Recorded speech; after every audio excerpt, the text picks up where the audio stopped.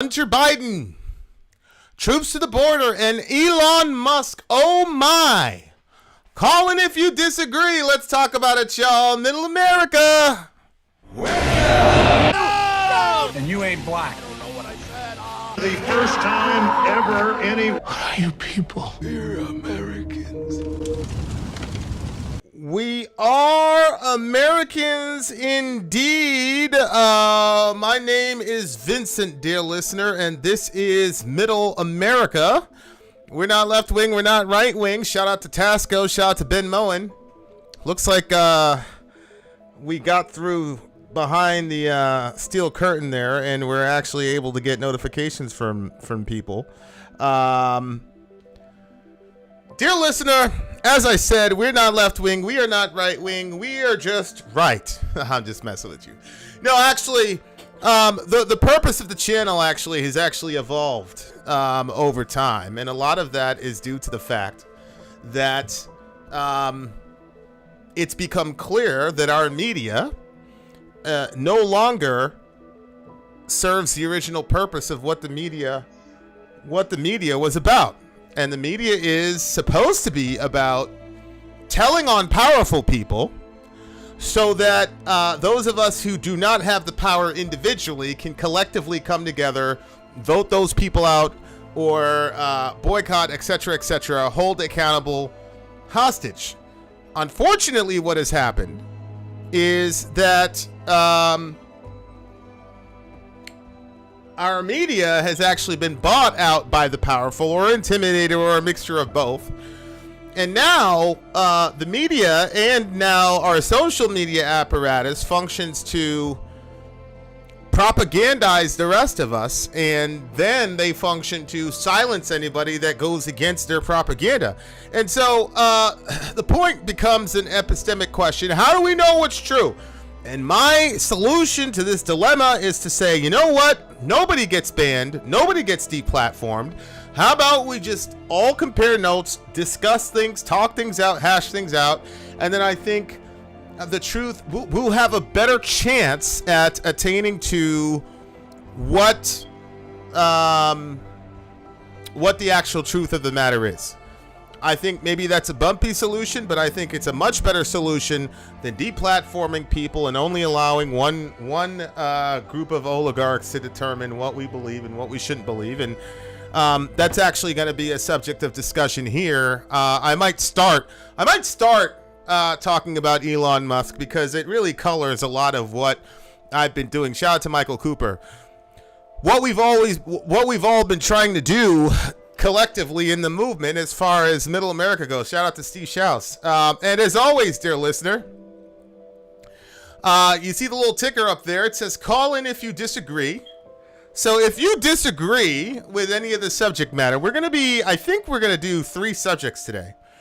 If you disagree with any of the subject matter, then call in after I've made my primary thesis. And then we can call in and agree and disagree. I think we've demonstrated, we just put up a video a couple days ago where I had a debate with the great and wonderful Sadie, and I think we've demonstrated very clearly that we can do this in a respectable, peaceful way that respects the honor and dignity of everybody involved. So please, by all means, call in and let's have this discussion. Okay, all right, so having said that, what's up, Resigned Reaper?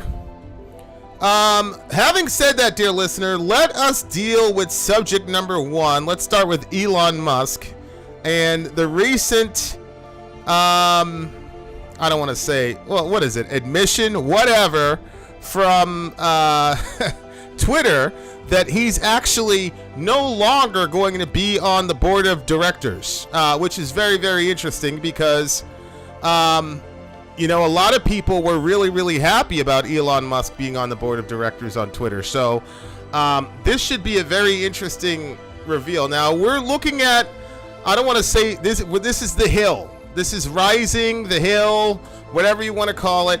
and they're talking about this particular situation with Elon. So we're going to be discussing it. Also, guys, let me know in the audience if you can still hear me above the din of the noise of the background music that we're playing here.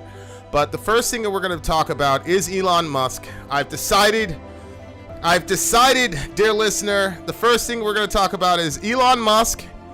I will give my opinion, and then we should be good to go. This one shouldn't be that long, and I honestly don't know how controversial the Elon Musk story is going to be, but who knows? Okay, here we go. Song one. Here we go. Elon Musk, dear listener. Here we go. Elon Musk will not be joining the board of Twitter after all. The CEO of Twitter announced to everyone, to other board members and to the public, that they made this offer and presumed that he would be joining the board now that he's the largest single shareholder, but he has declined. So there's a lot of different ways to take this. I'm seeing a lot of people on Twitter, where else, who are, or at least pro-Musk people, or concerned about Twitter's free speech issues, saying that this is actually, Elon saying, okay, I'm not going to play by your rules. Like, if you're going to, stick me on this board as sort of a cover for you to violate, your users' free speech, and say, no, we take free speech seriously. Yeah. Look, we have Elon Musk on our board, and that he didn't want to participate in that.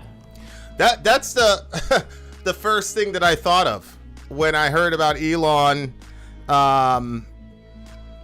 buying such a, was it 9.1 or 9.2% of Twitter? I was like, oh boy, they're going to have a really hard time censoring free speech folks now, because it seems to me that Elon is, he's got a sort of American understanding of free speech, and he even put out a poll. Shout out to Izzy Jimenez, OG, gang. Elon put out a poll on Twitter. It says, does Twitter serve free speech or whatever? And it was like 79% said no. It was unbelievable. Shout out to Ranter Matt. And again, I mean, as I said, anybody who disagrees is more than welcome to call in and share the courage of their convictions. Okay, so there we go. So Elon, apparently, I think all of us interpreted it this way, that he was going to get a major stake in Twitter and then kind of push his muscle around as being on the board and saying, hey, you guys, we can't keep blocking everybody. You can't block a sitting president, et cetera, et cetera. Okay, we continue. Let's read the actual the statement here. So this is what Twitter put out there. They put, team, Elon Musk has decided not to join our board. Here's what I can share about what happened. The board and I had many discussions about Elon. Okay, this is kind of weird. It's kind of awkward, because I'm pretty sure he was the same guy a couple days ago who's like, yeah, this is great. Elon is on the board. We value his opinion, blah, blah, blah. This is already going to be a great partnership, yada, yada, yada. And now they're like, no, it's not going to work. Okay. Interesting. Joining the board and with Elon directly. We were excited to collaborate and clear about the risks. We also believed that having Elon as a fiduciary of the risks? What risks would that be, Twitter? You see what I'm saying? Like, they're using the term risks already. It's like, well, what shout out to Corey Guy. We'll just say that you're honorary first. How about that? How about that? Ranter Matt says, it's amazing how this magical laptop just piece of meal this information over time. It's almost as if certain people are living off the news bites a laptop can generate. Not really sure. Laptop just piece. Oh, I think he means piecemeal. No, I think the laptop thing being released piecemeal has to do with whoever found it is not a friend of Biden, And so releasing it over time is going to have a cumulatively devastating effect on Mr. Biden, as well as the midterm elections. So I think that's what's happening there. I mean, obviously, the real question about the Hunter Biden laptop situation is this stuff true? Not what are the motivations of the people that are putting out the information. I don't care what their motivations are personally. What I want to know is, considering that we're in the middle of the precursor to World War III, I think it'd be nice to know that our leader is not as compromised as it appears that he might be. Shout out to Rig, but we continue about what Twitter's saying. Company where he, like all board members, has to act in the best interest of the company and all our shareholders was the best path forward. The board. Did you catch that? So Elon, we wanted to offer him a space on the board, and the ethic was going to be he's going to do what's in the best interest of Twitter as a whole. Well, who determines what's in the best interest of Twitter? Like, who is the objective determiner or arbiter as to, oh, this is in the best interest, that's in the best interest? So, for example, I know for a fact that Twitter has lost thousands and thousands of followers that have jumped onto alternative social media sites. I mean, granted, they're negligible because of the censorship. So who is making those decisions and determination? That's an interesting question. As a fiduciary of the company where he, like all board members, has to act in the best interest of the company and all our shareholders was the best path forward. The board offered him a seat. We announced on Tuesday that Elon would be appointed to the board contingent on a background check and formal acceptance. Elon's appointment to the board was a background check. Interesting. Become officially effective for April 9th. But Elon shared that same morning that he will no longer be joining the board. I believe this is for the best. We have and will always value input from our shareholders, whether they are on the board or not. Elon is our biggest shareholder, and we will remain open to his input. There will be distractions ahead, but our goals and priorities remain unchanged. The decisions we make and how we execute is in our hands, no one else's. Let's tune out the noise and stay. That's not. If I was a pro censorship person on Twitter, I would be extremely nervous right now when he says the company's still ours, the decision is ours. There's gonna be, what did he say, distractions, tune out the noise. That tells me that when Elon showed up, he said a bunch of crazy stuff to them, and he's about to pull some power plays. That's what I'm reading. That's what I'm reading in between the lines here, because it looks to me like Elon is setting something up. I mean, and we could see this already on the Twitter thing. He said on his he put out a Twitter poll. Does Twitter promote free speech or something like that? Made him look really horrible because like 2 million people voted. 79% of them said no. He said, I didn't like this statement. He basically said, let's open up Twitter headquarters as a place for the homeless because nobody works there. I mean, let's drop the W in Twitter. Like, he's just completely trolling them. And I guess when you have hundreds of billions of dollars, I mean, you can actually you can actually do that. Holy smokes. He's really going after them. Yes, I am going to be following up, by the way, on the Buka situation. With Scott Ritter. Very, very interesting discussion. I might even have the homie on. Focused on the work and what we're building. So people have pointed out a couple of things in this statement that are raising the alarm of like, okay, what happened? The first one being having Elon as a fiduciary of the company where he, like all board members, has to act in the best interest of the company and all our shareholders. So they were saying that's what he would do if he was on the board. That is part of the rules of being on the board. Elon likes to tweet all kinds of stuff, right, and say whatever he wants, and it's including not about Twitter. Including about Twitter, and it's not necessarily in the best. You know, when he goes around saying, "Is Twitter good for free speech? Does it have a problem? Should we convert the Twitter headquarters into a homeless shelter?" He says all of these things that, from the eyes of the board, could be like you've now violated this contract, this agreement, You're not operating in the best interest of the shareholders and the company. You have a fiduciary responsibility to this. So if he's not going to do that, perhaps he backed out because he's like, I'm not going to shut up. I'm going to say what I want to say. And Yeah, it seems to me, especially when I read between the lines of the paperwork here, it seems to me that them putting him on the board, him buying not 9.2 or 1% of the company,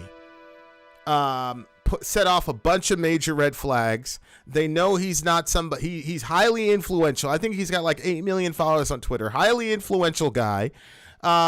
Massive, almost cult following. I think when he bought up all those shares, I think it sent them in. I think they started panicking, to be honest, if you want my honest opinion. I think they panicked, and then putting him on the board was actually a brilliant kind of control mechanism of like keeping your enemies, your friends close, but your enemies closer. And so them adding him to the board is one of those situations where it's like, hey, it's kind of a prestigious position, but it also makes you one of a group of people with rules that you're beholden to. And it appears that Elon wants no parts of that. He wants to be able to just do the bull in the China shop thing and do his thing. So this is just really fascinating, like the corporate political intrigue as to how all this stuff is working itself out. We continue. Another theory is when you're on the board, you can only buy up, I believe. Yes, like I was going to mention this too. Right? Yeah, go ahead. Yeah, what is the percentage? So apparently the maximum shares you can hold if you're on the board is 14.9%. According to what I'm reading on Twitter. I don't know that that's certainly the case, but I've seen multiple people say that. Yeah, and what does he have now, 9%? 9%. So he'd be capped at 14.9. So now people are thinking maybe he's going to do a hostile takeover of Twitter. Right. And he's going to buy up. So he's leaving himself open to buy up, ultimately a controlling. Holy crap. How much is Twitter? How much is Twitter worth? $47 billion. Okay. Twitter's worth $47 billion. So Elon would have to fork out 23.5. Am I reading that right? He would just have to do 23 billion. He would have to shell out 23 billion, and that would give him about 51% of the stake in Twitter, which would mean that he would essentially own Twitter, and then he wouldn't have to use the board. He could disband the board. He could fire whoever he wants. I mean, okay, Elon Musk's total net worth is $274 billion. Okay, he's got $274 billion. To all he needs to do is put out $23 billion to be the lion's share holder, and that would be it.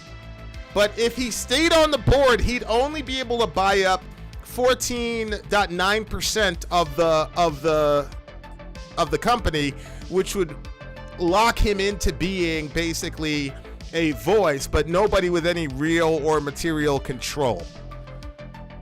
Unbelievable. Stake in the company, so he'd have to eventually get to what, 51%? 51%. Yeah. Yeah. Which is a ton of money, but I think peanuts for Elon Musk. Not peanuts, a ton of money, but he has it. Well, I mean, he's got $274 billion. It would cost him $23 billion. So it's not peanuts, but I mean, he could make the money back. And as DJ is saying, he could make a lot more real quick. The way that he manipulates cryptocurrency is unbelievable. So there's that. And if you could actually weigh it out and you say, okay, well, I'm going to make the money back if I got 51% of the shares, right? So what is the real cost? It might end up being more beneficial. Well, the share price went up after he invested in it. Right, yeah. So, I mean, maybe if he controlled the whole thing. People were pointing out the background check aspect of this message saying, we announced Tuesday that Elon would be appointed to the board contingent of a background check and formal acceptance. But then the day of, he backed out. Like maybe he couldn't pass a social media company's background check. We have to remember This guy is sending like military payloads into space. He's got like the highest level. Is it a drug test? Is it because Elon's like white level clearance. Like, what are you talking about? like he's good enough for the DOD of like multiple countries and institutions, but Twitter is going to have some real deep ridiculous. Maybe it's a drug smoked test. On Joe Rogan. Maybe, and he even said, remember when he tweeted out like the next Twitter board meeting is going to be lit, and it was like him smoking a joint. So, God love him. It's hard to believe he couldn't pass the background check. It makes more sense because he's obviously passed several layers of government security clearance. So it seems like social media would be easy, but it could be that the background check for Twitter includes things like, do you have a conflict of interest? Does any of your money invest in other places where there would be a conflict of interest with Twitter? The guy's got a boatload of cash. Who knows where else he's invested? And it could be in other social media companies. Okay, so I think we got the gist of it. I don't know, guys. It looks to me like the homie is really gearing up for a jihad. It looks like he's about to do a hostile takeover. And here's the other thing with Elon. Let's say, for example, that I'm Elon, right? And all I care about is, would you guys quit with this free speech stuff? Would you just quit censoring everybody that doesn't go here? Okay, here's what I'll do. I'm gonna buy up this company. I'm gonna play this move like I'm gonna buy up the majority share of the company. Or you can just listen to what I say now with the looming threat that I'm coming for you.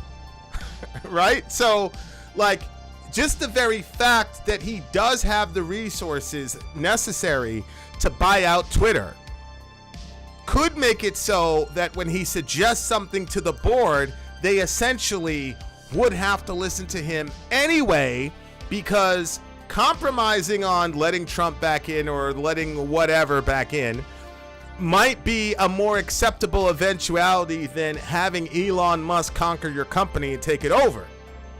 So it's a brilliant move there, because he doesn't have to spend all that money in order to effectuate what he wants to happen. So it's absolutely mind-boggling. It's really mind-boggling, like how this stuff is going to work out. I'm very curious to see how this actually works out, because I don't think that Twitter has the mental agility to really box with Elon. I think that Elon, like, there's some details about, basically what I saw in another video was that a couple days ago they filed to the SEC and said, hey, he can only take 14.9% because, whatever. And then a couple minutes later, like literally minutes later, Elon refiled at like 9.2 to 9.1 or something, and then turned himself into an active investor, thereby undercutting that move that Twitter just made so that he could buy out more of the company. I mean, he is obviously on the hunt here, and they are obviously on the defensive, which is why he's prepping people and saying there's going to be noise, the company's still ours, there are going to be distractions, etc. He's trying to preempt or poison the well or whatever. We're going to be watching this very closely. Very closely. But here's the last thing I wanted to say, because a lot of people are rejoicing about this and putting Elon up as maybe the savior of free speech, which I gotta tell you, I felt the same way. My position on these social media companies has evolved very recently. Initially, what I said was, hey, it's the free market. They're a private company. Let them do what they want. And honestly, I still, at the core of my being, believe that private companies should be able to do what they want. My problem is I do not believe that Twitter, Facebook, Google, etc. are any longer private companies in reality. To me, now, my perspective is that these folks are now arms of our government, particularly the intelligence apparatus. So that's my problem. And specifically, there's a specific side of the government that these folks have universally chosen, obviously, and now they're working for them. That's my problem. And we've got this strange, there's this theory that I heard one time that you cannot have a democracy and capitalism mixed together because the capitalists are going to find a way to dominate the area and buy politicians, control speech, control thought, control votes, etc. And so you can't have a democracy in a capitalist environment. That's kind of the argument. And now you've got a guy like Elon who is, our right to free speech, in my view, Google, Twitter, Facebook, etc., they are absolutely imposing free speech restrictions to a degree that any fascist dictator would love to have. I mean, these guys have unilateral power about what gets spoken in the public square. So, to me, the very fact that there are literally 1 billion people held hostage to a small group of people for speech, and the solution is not a people-based solution. The solution is, well, just take another capitalist who has more billions than everybody else, and if that guy is benevolent, he will, from his gracious hands, give you free speech. I think that is a very dangerous society to live in. So while I'm happy that Elon is starting to screw with these people and really make them upset or whatever, and the prospects of having an actual free speech environment is very tempting, do not, dear listener, miss out on how absolutely horrible it is that we're literally depending on one guy to save us from the tyranny of these people. That is a serious problem. That is a serious problem in my view. That's a serious problem in my view. So, that's where I am with it. I think that it's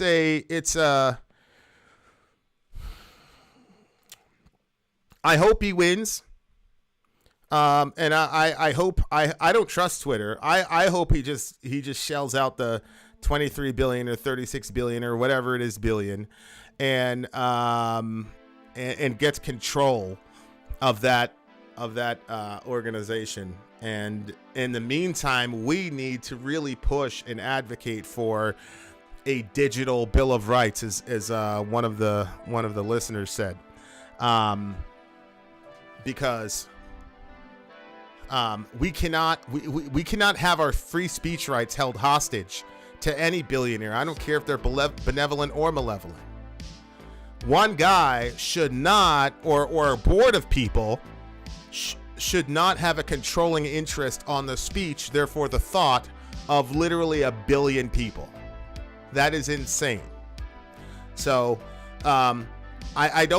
we shouldn't get distracted by this. On the one hand, we should look at this as a band-aid, but the real solution, the way to reset the bone really, is to realize that our founding fathers didn't have obviously a conception of the digital world or the digital age, and that there are principles in the Constitution that need to be applied digitally. The real issue is we need a digital Bill of Rights. That's my perspective, dear listener.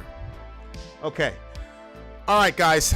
Here's what I'm gonna do. We've got 2 more episodes to do. I'm gonna play the outro. Stick around, because after the outro plays, I'm gonna recycle back to the intro, and then we're gonna talk about Hunter Biden's laptop situation, because that one is a massive doozy. Believe you me. Okay, so remember, I'm gonna play the outro, and then we're coming right back with the intro. We're gonna start episode 2. You guys are getting 3 episodes in 1 tonight, dear listener. Vin out. In the meantime, love your neighbor, take care of each other. Middle America, we are the media. Till next time, guys. I go through the fire,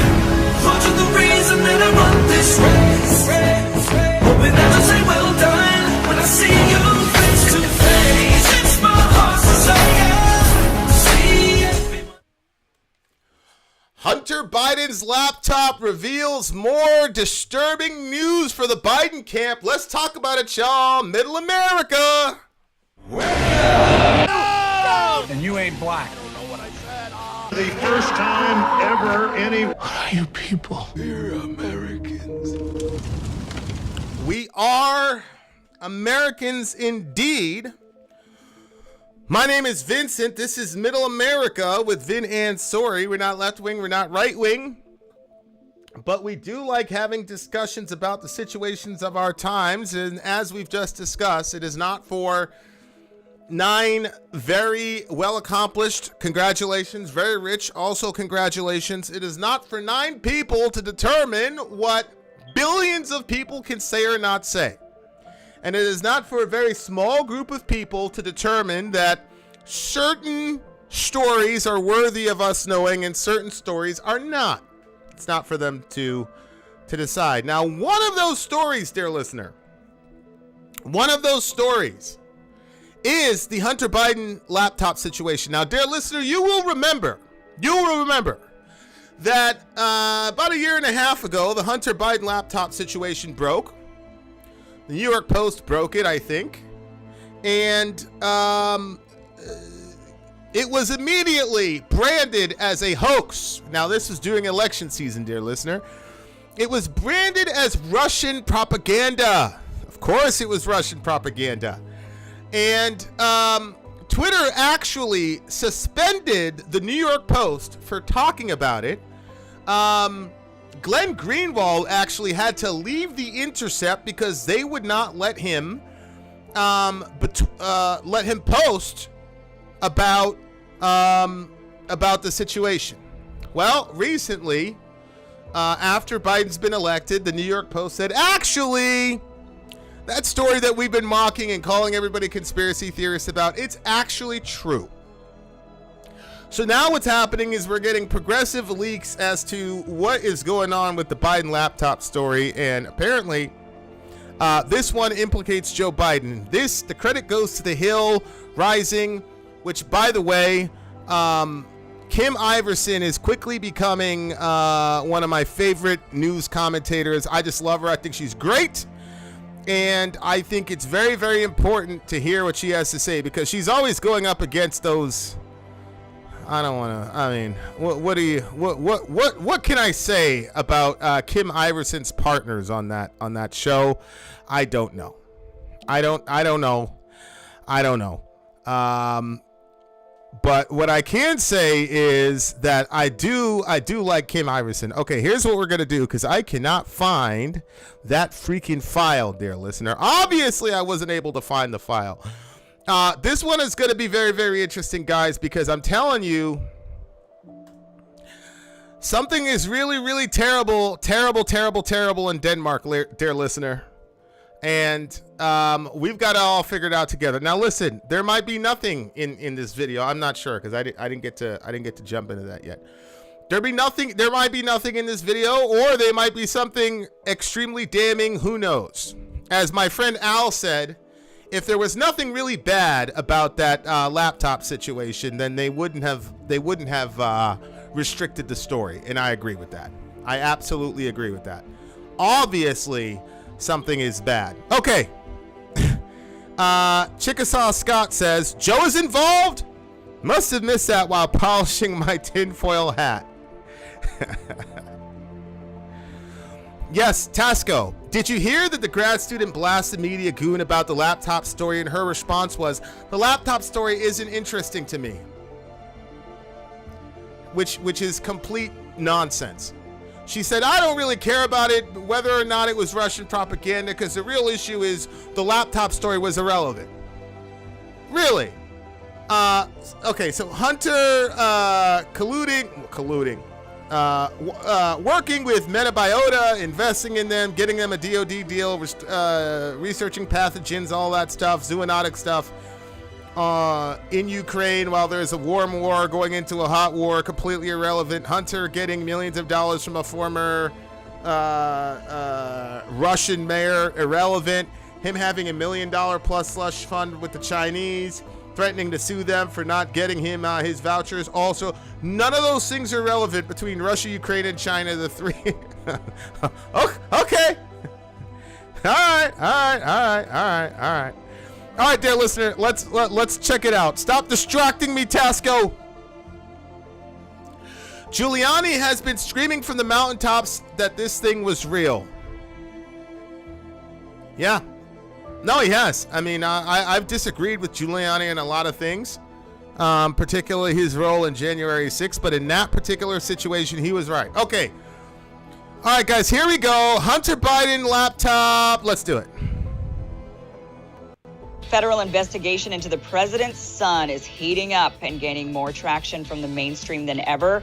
Over the weekend, we learned that Hunter's lucrative business dealings often included giving as much as 50% of his earnings to his dad, President Joe Biden, according to text messages on the... Whoa! I got to play that again. I was looking at the comment section. Hold on. Federal investigation into the president's son is heating up and gaining more traction from the mainstream than ever. Over the weekend, we learned that Hunter's lucrative business dealings often included giving as much as 50% of his earnings to his dad, President Joe Biden, according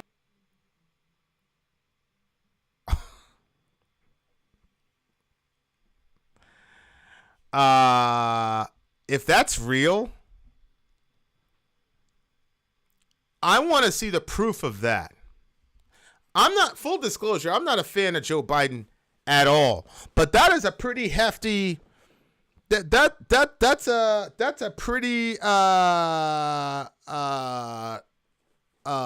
massive accusation that I'm going to need some serious 50%. text messages on the old laptop. The text read, quote, "I hope you all can do what I did and pay for everything for this entire family for 30 years, Hunter allegedly said to his daughter Naomi in 2019. Quote, "It's really hard, but don't worry. Unlike Pop, I won't make you give me half your salary." Pop is in reference to the president.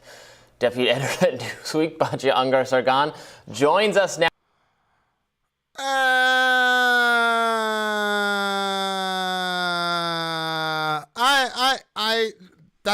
They better have something better than that on this segment. I mean, I genuinely 50% of what? And Pop could be anybody. Like, I understand, I haven't really gone through the laptop treasure trove, so I don't know. But maybe there are 200 instances or 30 to 40 instances where Hunter says, Pop in reference to Joe Biden perfectly in context, and then we could definitively say Pop is a definitive reference to Joe Biden. But Pop could be in this singular whatever. Pop could be a grandfather, it could be a friend, it could be whoever. I'm not doing any apologies or defense of Joe Biden. All I'm saying is we got to apply accurate weights and measures. When I was going up against the whole Russiagate nonsense, my whole thing was that is a hell of an accusation. Where is the proof? Of course, we know there was no proof. And so I'm not going to go off and say, oh, Pop means automatically means Biden. Now, I don't know who the big guy is. Other people are talking about it's Corn Pop. He said it's Corn Pop. Okay. So Pop is Zelensky. Subhanallah. It could be Zelensky. I wouldn't be surprised. I would be surprised if Pop was Zelensky. What I'm saying is, we're going to watch the rest of the video and we're going to be covering this constantly. But what I'm saying is, that is massively circumstantial. Secondly, he said salary. I don't know. Hell, Biden might have got him a job somewhere in D.C. and said, look, fine, I'll get you this job, but give me 50% of the cut, whatever. It's still bad, but at least that's domestic. They're kind of leading us to believe that all of Hunter's corruption, China, the mayor, the lab stuff, Ukraine, the DOD deal. Can you imagine if Joe Biden helped Hunter coordinate that DOD deal and then bid off 50% of it. That's massive, massive, massive corruption. But I need a lot more proof than a text message that doesn't even mention his name, has no receipts, and talks about his salary. I don't know what that is. Do you? I gotta have way more proof than that. But maybe Rising is gonna get us more. We continue. To discuss. So what do you make of that? Whoa. Listen, I mean, it really does give you a different lens with which to view Joe Biden, don't you think? I mean, yep. That's not great stuff. And, you know, a lot of the people who refuse to cover. You can download the backup warning. There is CP on there. What's CP? You can download the backup to the Hunter Biden thing? We continue. Are continuing to insist that this wouldn't have impacted the outcome of the election. And that's really an unknowable, right? But at the same time, I mean, this specifically. Yeah. Yeah, I mean, look, this obviously would have impacted the election because, dear listener, not everybody thinks like us. We're saying, hey, we need a lot more proof than just a single text message, yada, yada, yada. But I think that the Trump White House would have played that thing up like you would not believe. CP, corn pop. Trump would have played that up. It absolutely would have affected the outcome of the vote. I do not think Joe Biden wins if this information came out and was validated. And that's the reason you had like close to 50 former intelligence officers coming out and saying, oh no, this is Russian propaganda. What the hell did you guys have to do with it? That's a completely different story. Whoa, CP equals child. That was on Hunter's laptop? I have a hard time believing that. I have a really, really hard time believing that. For the simple reason that would have gotten leaked during election season. Whether on Rumble, Telegram, somewhere, that would have been front page news. And it's not something I'm going to really go out and validate. Thank you for the warning, though. I'm not going to download that thing. I'll just take my cues from other people. But that is pretty freaking crazy. Child. I'm not disputing that you saw something.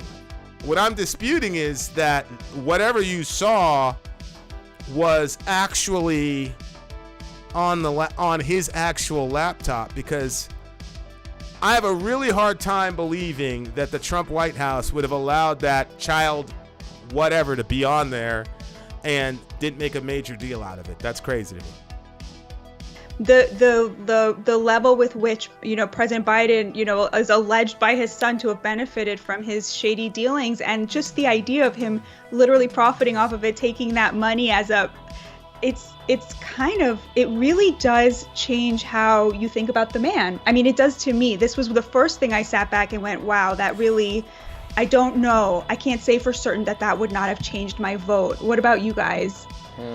Yeah, I mean, he obviously this speaks of corruption. Like, listen, if you, let's be honest, if you voted for Hunter Biden, if you voted for Joe Biden, type 22 if all the corruption stuff we've heard, the Ukraine biolab stuff, the China slush fund, the millions of dollars from this mayor, and then hearing that Joe Biden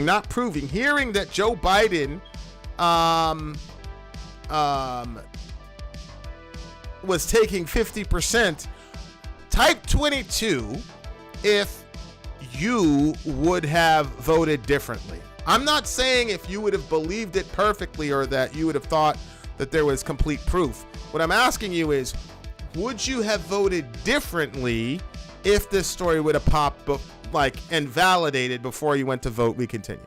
Plain and simple, this is a corrupt politician. And the problem is that people look at somebody like Joe Biden, he smiles, he's nice, and now he's like old and forgetful. And so people don't equate him as easily to corruption as somebody like Donald Trump, for example. This is one of the weaknesses, I think, on the right, with constantly portraying Biden as this bumbling idiot. I think Biden's rhetorical powers have obviously faded, but his political instincts, I think, are still very sharp, and I think that is manifested most clearly in his using Kamala Harris as a human shield, which he has successfully done. He appointed Kamala as the border czar, sent her to South America, tell those people to stay home. I mean, he's just going right behind her and giving Kamala the Azov treatment. So he is.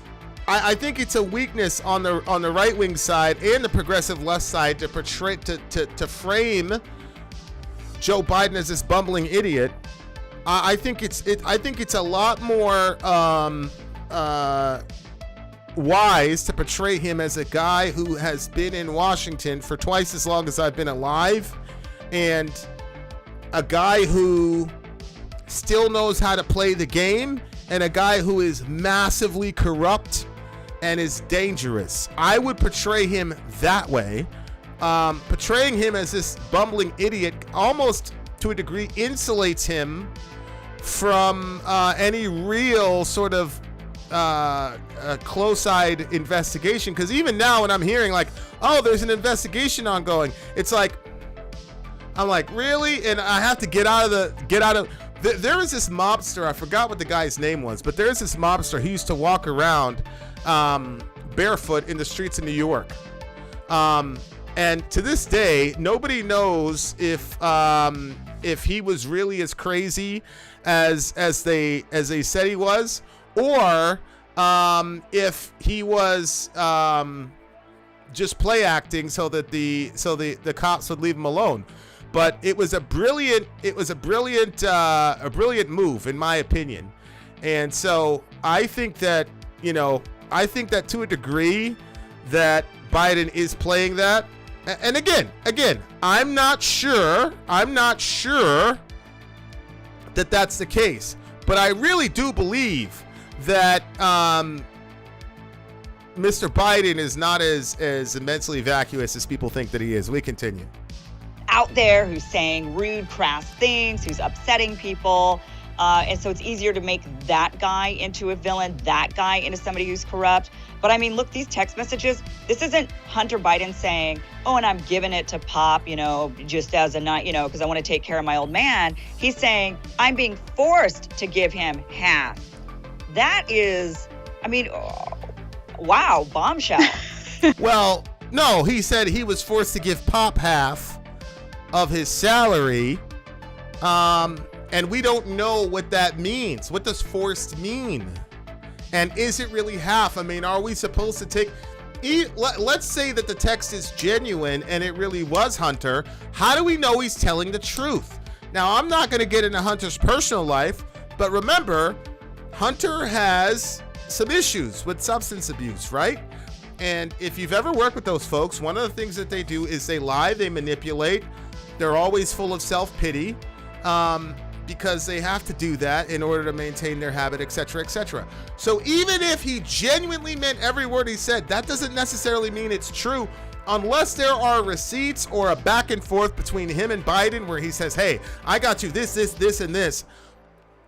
We can't say this is a bombshell at all. To me right now, this is a big nothing burger. This is Hunter Biden complaining to his daughter that he's not being appreciated enough, and he brings up Pop. I don't know who Pop is. I really don't. I don't know who Pop is. I assume Pop is Joe Biden, but that even hasn't been validated. Guys, if we're going to make an accusation against the president of the United States, we cannot just believe anything we want to believe, even if we don't like them. I was banging this drum the entire trumpet. Are you a Trump supporter? No. And I'm not a Biden supporter either. But we cannot call this isolated text We cannot call this a bombshell or some massive revelation, in my view, right now, unless they have something else in the next 5 minutes and 57 seconds. We continue. Yeah.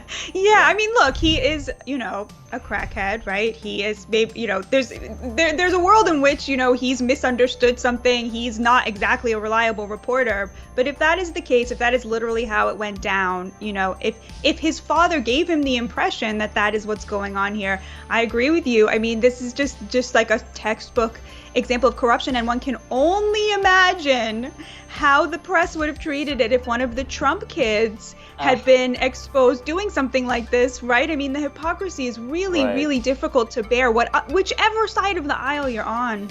Well, yeah, I mean, this is obviously, if it was Trump, we know what CNN would have done. We know what MSNBC would have done. But I don't care. That was left-wing media corruption when Trump was in office. Trump is not in office right now. Biden is in office. Okay? So I do think that there's a place for saying, hey, what about this? I'm big on that. But CNN has already crossed the threshold of hypocrisy. CNN is not pretending that they're a real news organization. Neither is Fox News. If you're a Fox News watcher during the Trump administration, nothing that he did was wrong. Everything that he did was right. And if you watch CNN and MSNBC, nothing he did was right. Everything he did was wrong. Everything was blown out of proportion, etc., etc. And I am not going to play that game. Okay, so I don't care that they would have went crazy about it. Yeah, it's absolutely hypocritical. But the real issue, no, whataboutism is not useless. The real issue is, are the merits of this particular claim factual? Because if they are factual, they have massive implications as to this president, including the current conflict we find ourselves in, dear listener. I was listening to TYT during, because I'm very big on not allowing myself to forget. So I went back and listened to about 3 or 4 hours of TYT while I was playing Madden and Fortnite last night, this morning, whatever. And any little thing Trump did, all these yarns got spun about, this is how the Russians have him. And then poor Cenk, God bless him, subhanAllah. But when it was clear that they had no demonstrable evidence of any collusion between Trump and the Russians, Cenk immediately pivoted and said, well, what about his business ties? Check his business ties. And then he spun this entire yarn for like 10 minutes straight, I kid you not, about, he's got corrupt business ties, and the Russians know that he has corrupt business ties, and so now they have that over him, and that's why he's doing whatever. And Glenn Greenwald gets on there, and Glenn's like, yeah, but I mean, what's the, where's the quid pro quo? What is he doing? And it's funny because he mentioned sending arms to Ukraine and Zelensky and all the rest of it, and all the rest of it. My point is, the left wing was spinning all time, and I know some of you, TYT's not left wing. I believe TYT's left wing. Whether they're faithful to left wing or whatever is a different story, but they're definitely not CNN. That's going to be controversial in this space. I get it, but we continue. They made all these crazy stories about the possibilities of okay, so if they were consistent, they would be making up all types of weird, crazy stories about Biden, right? Because there's a clear connection of being compromised here, especially when it comes to China, especially when it comes to Ukraine, right? But people are not going to do that on left-wing media, and I understand why. But I'm not going to do it either. Okay? And I'm not a fan of calling Hunter a crackhead. My understanding is that the homie has overcome his substance abuse issues, and I applaud him for that, and I applaud anybody who's going through it currently and who has overcome it, because it's the most difficult thing in the world, and I've had to bury too many people around that issue. So shout out to all my drug heads everywhere. Keep your head up, guys. We continue. And you know what? I don't know a single crackhead, by the way, who would willingly give up half of their salary. So it's a low class move. It's a low-class move to say that. We continue. Yeah. Yeah, I mean, well, that's the problem. You note, Batya. You know, if there are voters out there who are principled anti-family corruption voters, I mean, they're just gonna have to vote third party like I do. So because there's not a great options in terms of the Trumps, the Bidens, the Clintons, et cetera, for the kind of personal, you know, using nepotism to enrich in both ways, et cetera. This is beyond that. You know, this is beyond that. I don't have a problem with nepotism. In the corporate sense, like if you built your company from the ground up and you want to give it, I mean, that's what I'm going to do with my sons. I mean, they're going to inherit the company and all the rest of it. I don't really think nepotism is a problem. I think, well, it is the problem. It is the problem, but you're not trading in just pure capital now. You're trading in these moves have geopolitical ramifications, right? These have geopolitical ramifications, and people saying, "Oh, Hunter getting a DoD deal with Meta Biota, that's not a big deal." That you're either lying, gaslighting, or guys. Hunter Biden getting Meta Biota a DoD deal is massively problematic. That form of nepotism is a problem. Some billionaire making sure that his son inherits his property and inherits the company and all that, more power to you, great. But you being the kid of a world leader, being able to leverage that power in order to enrich yourself, which could then have existential consequences literally to the planet, that is a completely different ball of wax, which is why I'm saying the standard of proof to convict Biden of participation in this stuff needs to be extremely high. Extremely high. That's my point. I mean, this is Joe Biden benefiting off of his relationships, using his son in order to facilitate that. I mean, this is more corruption than I think we've seen coming from really in any other situation. I mean, hard evidence of it, being a corrupt politician using their position of power in order to gain a lot of money. I mean, this is really bad. And the thing is, everyone focuses on Hunter, but it's not.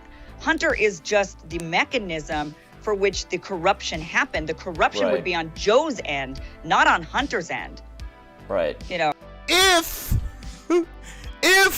he is Pop, if the salary he's speaking of is not some offshoot, Biden Corp where Joe lets him have a job. I don't know if you guys have read Atlas Shrugged, but there's this book, Atlas Shrugged, Sori and I are going to. I mean, it's a very fascinating book. But in it, there are these two brothers. One of them is extremely rich, and the other one is basically an idealist, whatever. And one of the times, the mom of the goes to the rich brother and says, "Hey, get your poor brother a job." And he's like, "Hell no, he's not getting a job. Fuck out of here." So half my salary could easily be some offshoot Biden Corp company where Biden says, "Fine, you can have that job, Hunter. Just give me 50% of the kickback." It could be anything. We cannot convict the sitting president of this level of criminality with just a random text message, guys. I mean, we're melted down here. We're melted down here. I mean, this would be, I don't know what the consequences of something like this are, but I would imagine they should be serious. Well, Batya, I think it's an issue that who can trust the media, the gatekeepers of our democracy, to report on this and to find out the truth? Because, Hunter is not a reliable narrator, so that we don't know what this means. But do you trust, maybe now, but certainly not in the run-up to the election, the media to look at this critically and then credibly tell us what we should think about it? We can't trust them to do that, and we couldn't trust social media to let us talk about it. Yeah, see, my problem, the votes were stolen. I don't believe the votes were stolen in the Trumpian sense that the votes were stolen. I think Trump is still pushing that line. Shout out to John East for loving me. I appreciate it, sir. I think Trump is still pushing that line because he doesn't want to deal with the historical embarrassment of losing to a guy like Joe Biden. But the real criminal in this entire situation, based on this video, to me, is not Joe, because there's not enough to convict him, but the freaking media, bro, and Twitter, Facebook, etc., because you and I both know, dear listener, if we were talking about this stuff in October and November of 2020, there is no way on the planet that this man would be the president right now. You know that's true. Some Trump acolyte agent, whatever, got their hands on it or bought the information, and they plan to stagger it over and over again. But now here's the and what to me, it seems very clear what happened. I'll tell you guys in my final thoughts on this video. We continue. They still will not say we got this wrong. Like they still will not explain how they got it wrong and how they're going to not get it wrong next time. They are still defending the decision to censor this story, to call it Russian disinformation.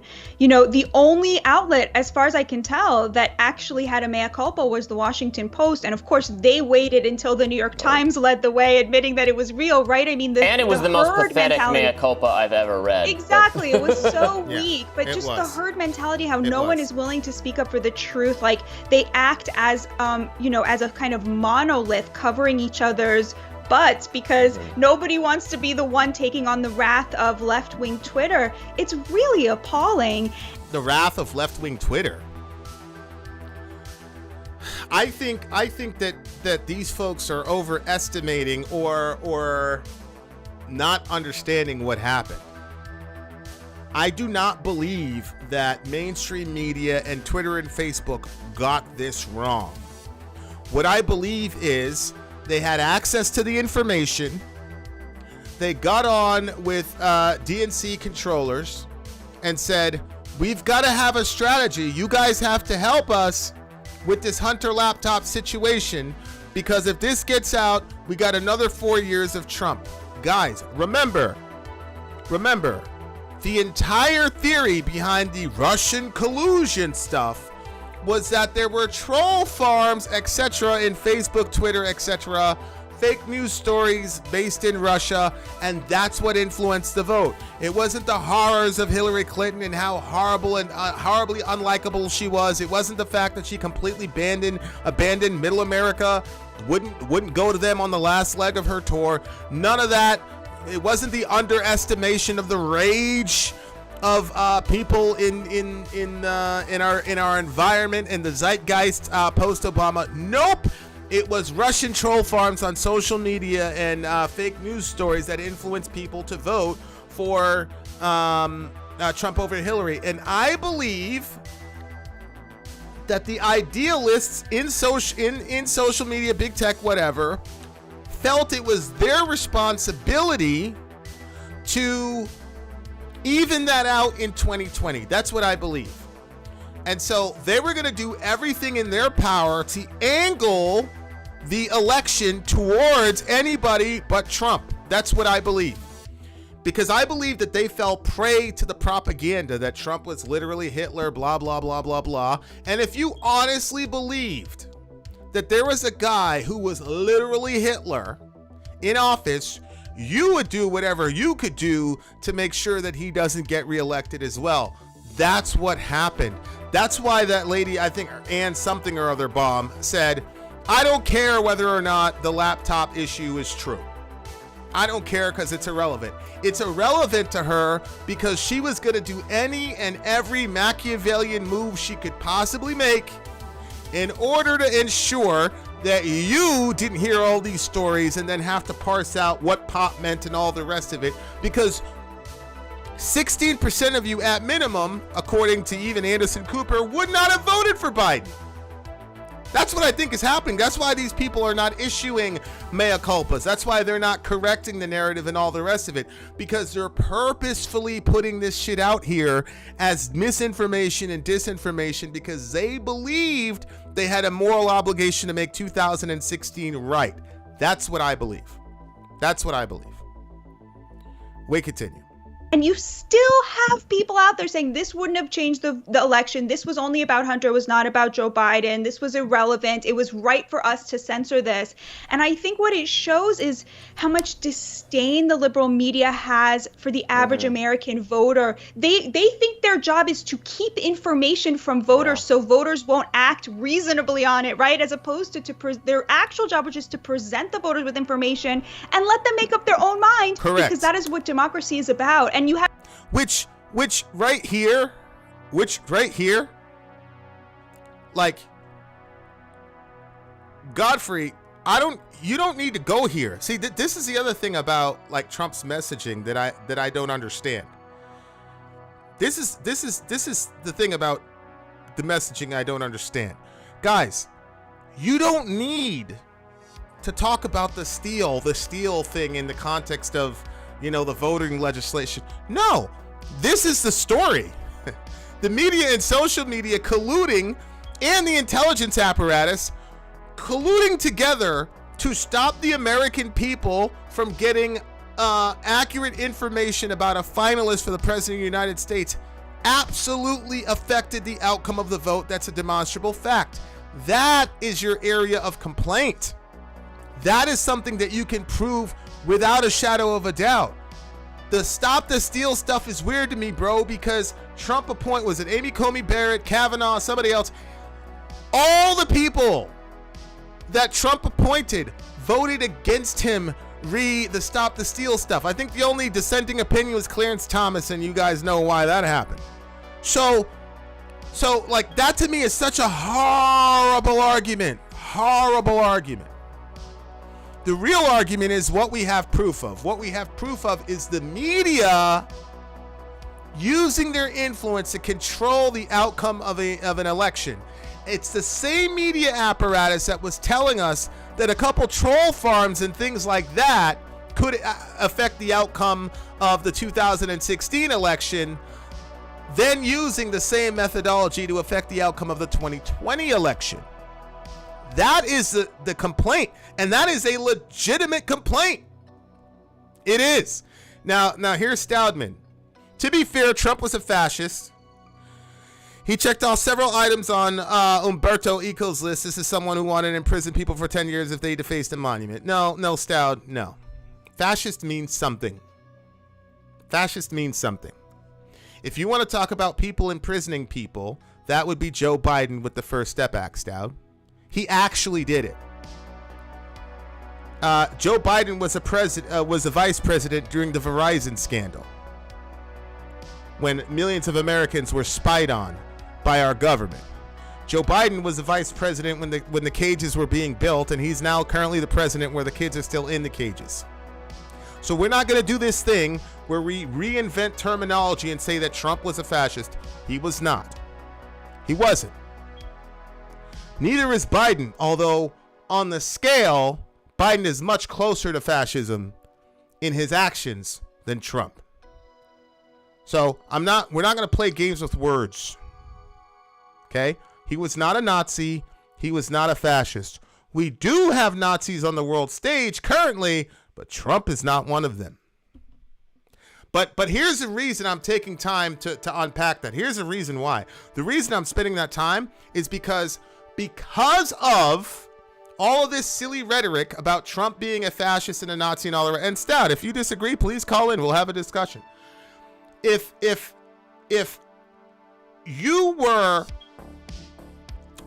totally convinced in this nonsense that Trump was a Nazi and a fascist, then anything is on the table for not allowing that man to be voted by the people. That is not the job of the media. It's not the job of the media. And it's the same nonsensical rhetoric that hamstrung Bernie, because Bernie went along with it, which put Bernie in a situation where Bernie had to say, well, we have to vote for Biden because this is the most important election ever because we have a Nazi in the White House. Clear. We continue. these places being like democracy dies in darkness when literally they see their jobs as antithetical to what a democracy is. Yeah, they don't trust us with the information. Correct. Because they think that we're going to make bad choices. Correct. Correct. These people were like, oh my God, this guy's a fascist, he's a Nazi. But these unwashed masses in America, they'll take something as silly as Biden's laptop that has ties to Ukraine, Russia, and China. They're going to be they're so dumb that they're not going to vote for the right candidate. They're not intelligent enough to parse this information. It's the same thing the CDC said about why they didn't release the lion's share of the COVID numbers, the people who were affected between ages 18 and 59, which is the largest group, and it was showing information that was contrary to mainstream media narrative, and they explicitly said, A, it wasn't ready for prime time, and B, they said, we were afraid people were going to misinterpret the data. I have a serious problem with media heads talking about, oh, you silly unwashed masses, you guys aren't ready for the data. That was what was happening. I believe that completely. We continue. Have to be the adults in the room and censor the information. But what do you think is going to happen? I mean, Republicans are likely going to gain control over the House and probably the Senate in the midterms. Do you think they're going to be investigating Joe Biden? And do you think that the media is going to really, truly look at this and say, okay, well, he deserves to be investigated? Or do you think they're going to spin it and say, oh, this is just Republicans, this is partisan? I mean, the evidence just continues to mount. So I don't know how they could do that, but what do you think is going to happen?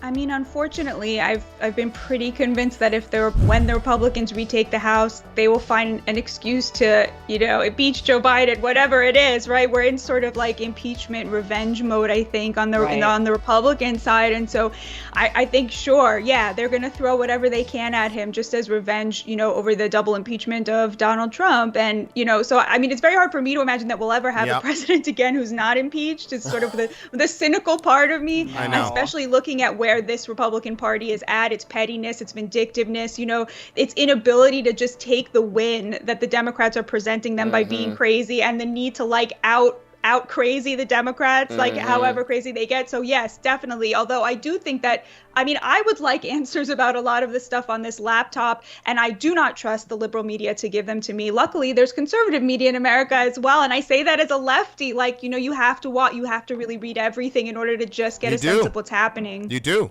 Yeah, all my enemies are racists, or all my enemies are groomers. You have to take your pick of your preferred scandalous narrative. See what you did there. Batya, we always appreciate it. Thank you so much. I see what you did there. Thanks for having me. Yeah.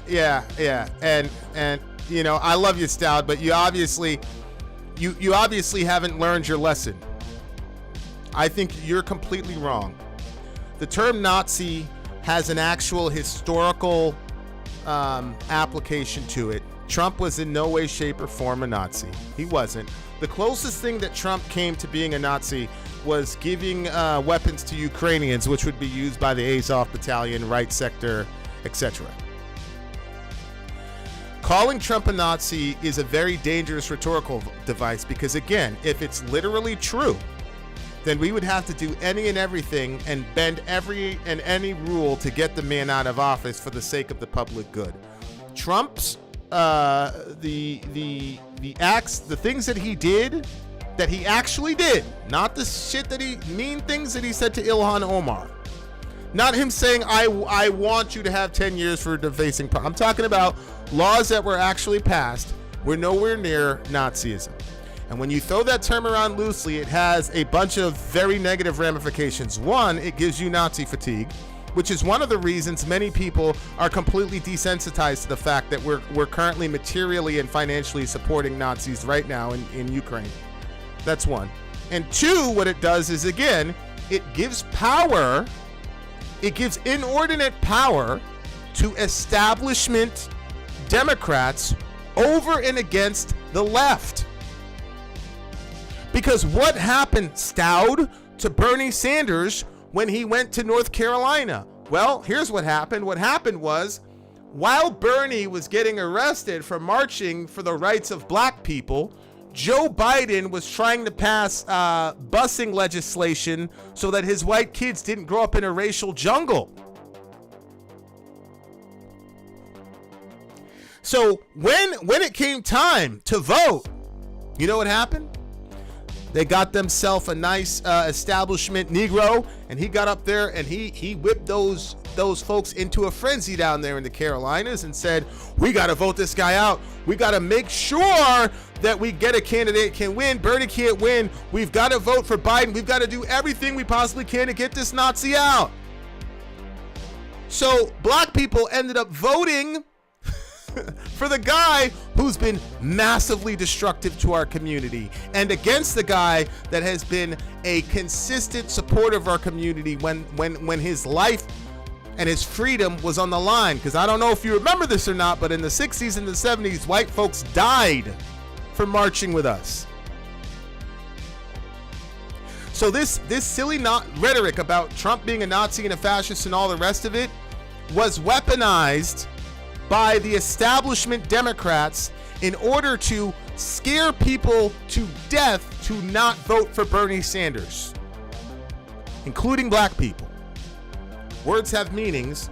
We can't play around with the meanings of words. But besides that, back to our regularly scheduled program. Dear listener, and Stout, by all means, call in.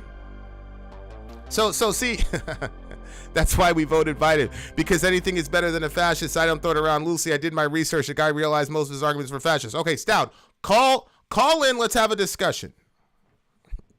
Because I completely and totally disagree with you. But if you have got the courage of your convictions, call in and let's talk. Bernie was threatened. Everybody was threatened, Becky. That's why all these politicians have security details. Right? So, yeah, Stout, please call in.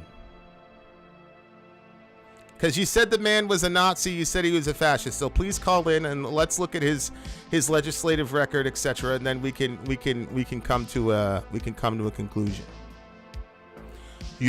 Everybody's throwing around of that term is absolutely dangerous when it comes to the cause of liberalism or whatever you want to say. So I'm going to put this link in the chat. Do not click it unless you're Stout, because this is for Brother Stout, and we'll have a discussion as to whether or not Trump is truly a fascist, because he's not, and he's definitely not a Nazi. Holy smokes. Okay. How do you call in? There's going to be a link, but the link right now is for Stout. So, Stout, there's the link for you, my brother. So, click on that. We'll have a nice little discussion. We'll have a nice little chat. And then after my call in with Stout, then we've got one more topic to discuss on our thingamajiggy here. And then I will bid you adieu, dear listener. Thank you guys for all showing up, by the way. Like, share, comment, subscribe. I usually don't ask for that, but let's do it. Like, share, comment, subscribe if you like the forum, y'all. And then we're waiting for the big homie Stout. We're waiting for the big homie Stout to show up.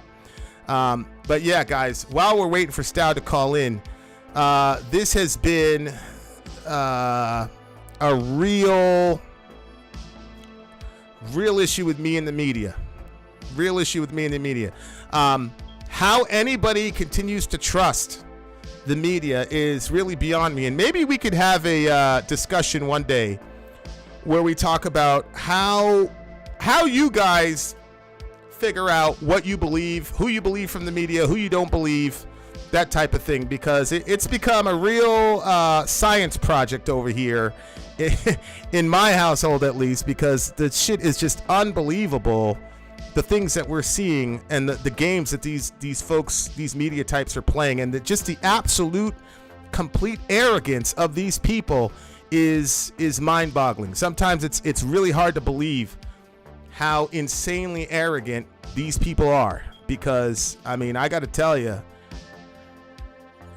just even looking at these people say, just waving off the concern of the student when he was like, hey, you guys are wrong about the Hunter Biden thing. She's like, it doesn't matter. Ridiculous. Okay, so let me see what's going on with Stout. Stout, are you? Did you get the link? It's not recognizing my camera. Are you on Chrome? Are you on Chrome or Safari? Trump broke everyone's brains. People have gone to the extreme at both ends of the spectrum. I agree. I agree with that 100%. People and the moves that our media did, we're still facing the ramifications of that. To this day, we're still facing the ramifications of the media's insanity in regards to Trump. I mean, you had 4 years straight of anti-Russian. I can't tell you, every single time I did a Russia story back in the Trump days, I would always get a message or an email from some Russian American saying, thank you so much. It sucks here in my country, gets slammed every 2 days on CNN and Twitter. It's like the whole world's against us. And, do svidaniya. Terrible stuff. Anyone who thinks that there is any major differences between Biden's and Trump's policy is fully propagandized and still falling for the two-party scam. Tell us how you really feel, Blaster. But I mean, I completely agree with you. I was trying to figure out what the hell was going on in the world when this happened. Just unbelievable stuff.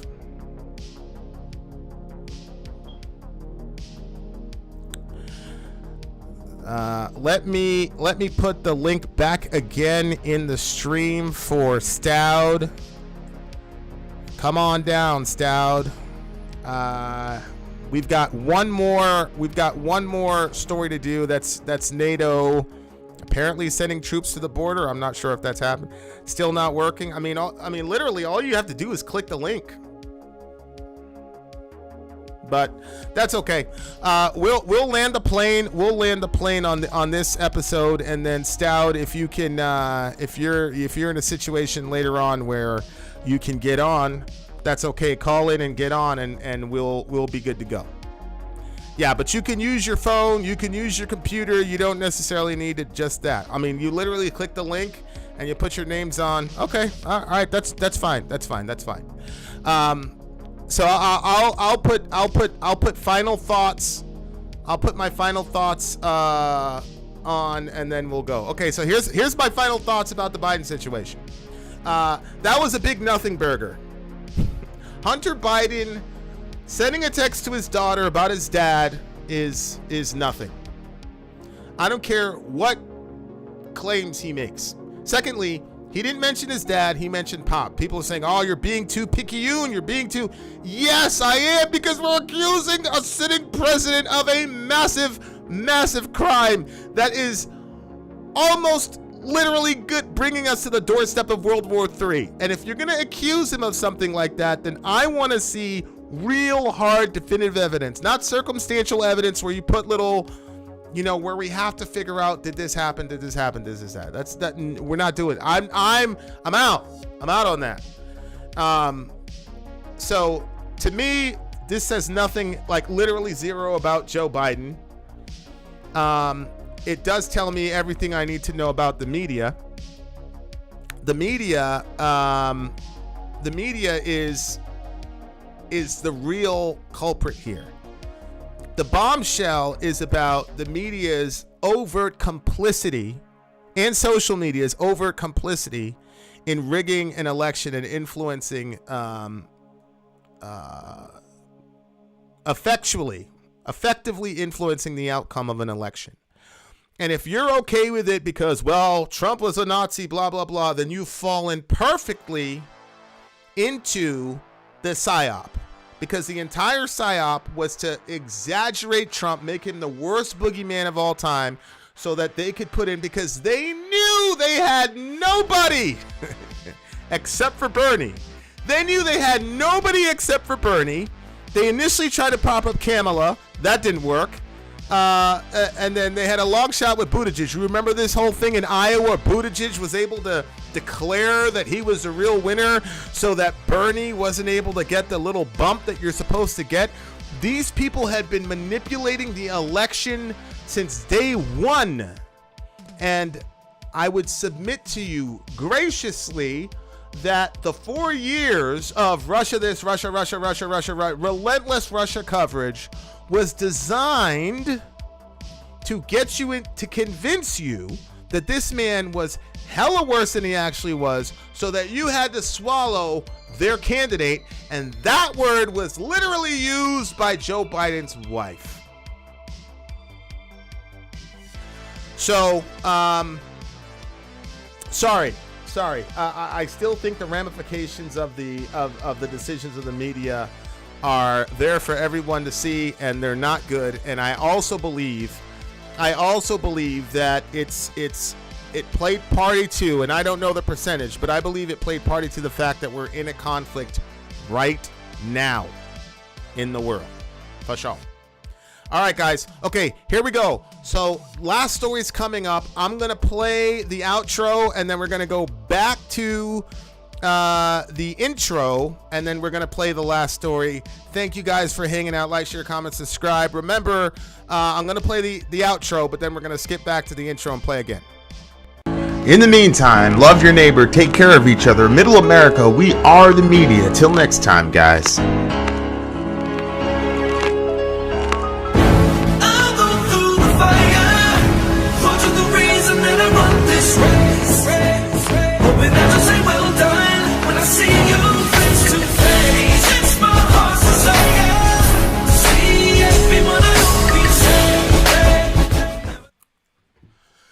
NATO troops to the border. Hey, World War III. Let's talk about it, y'all. Middle America. And you ain't black. The first time ever any... What are you people? We're Americans. We are Americans indeed. We continue. My name is Vincent. This is Middle America. We're not left wing and not right wing. We're just right. No, honestly, though, dear listener, none of us knows who's right anymore because our media lies to us. And then when people try to tell us the truth, our social media silences us. What is the solution? The solution is to ban everybody and only let one group of people tell us what's true.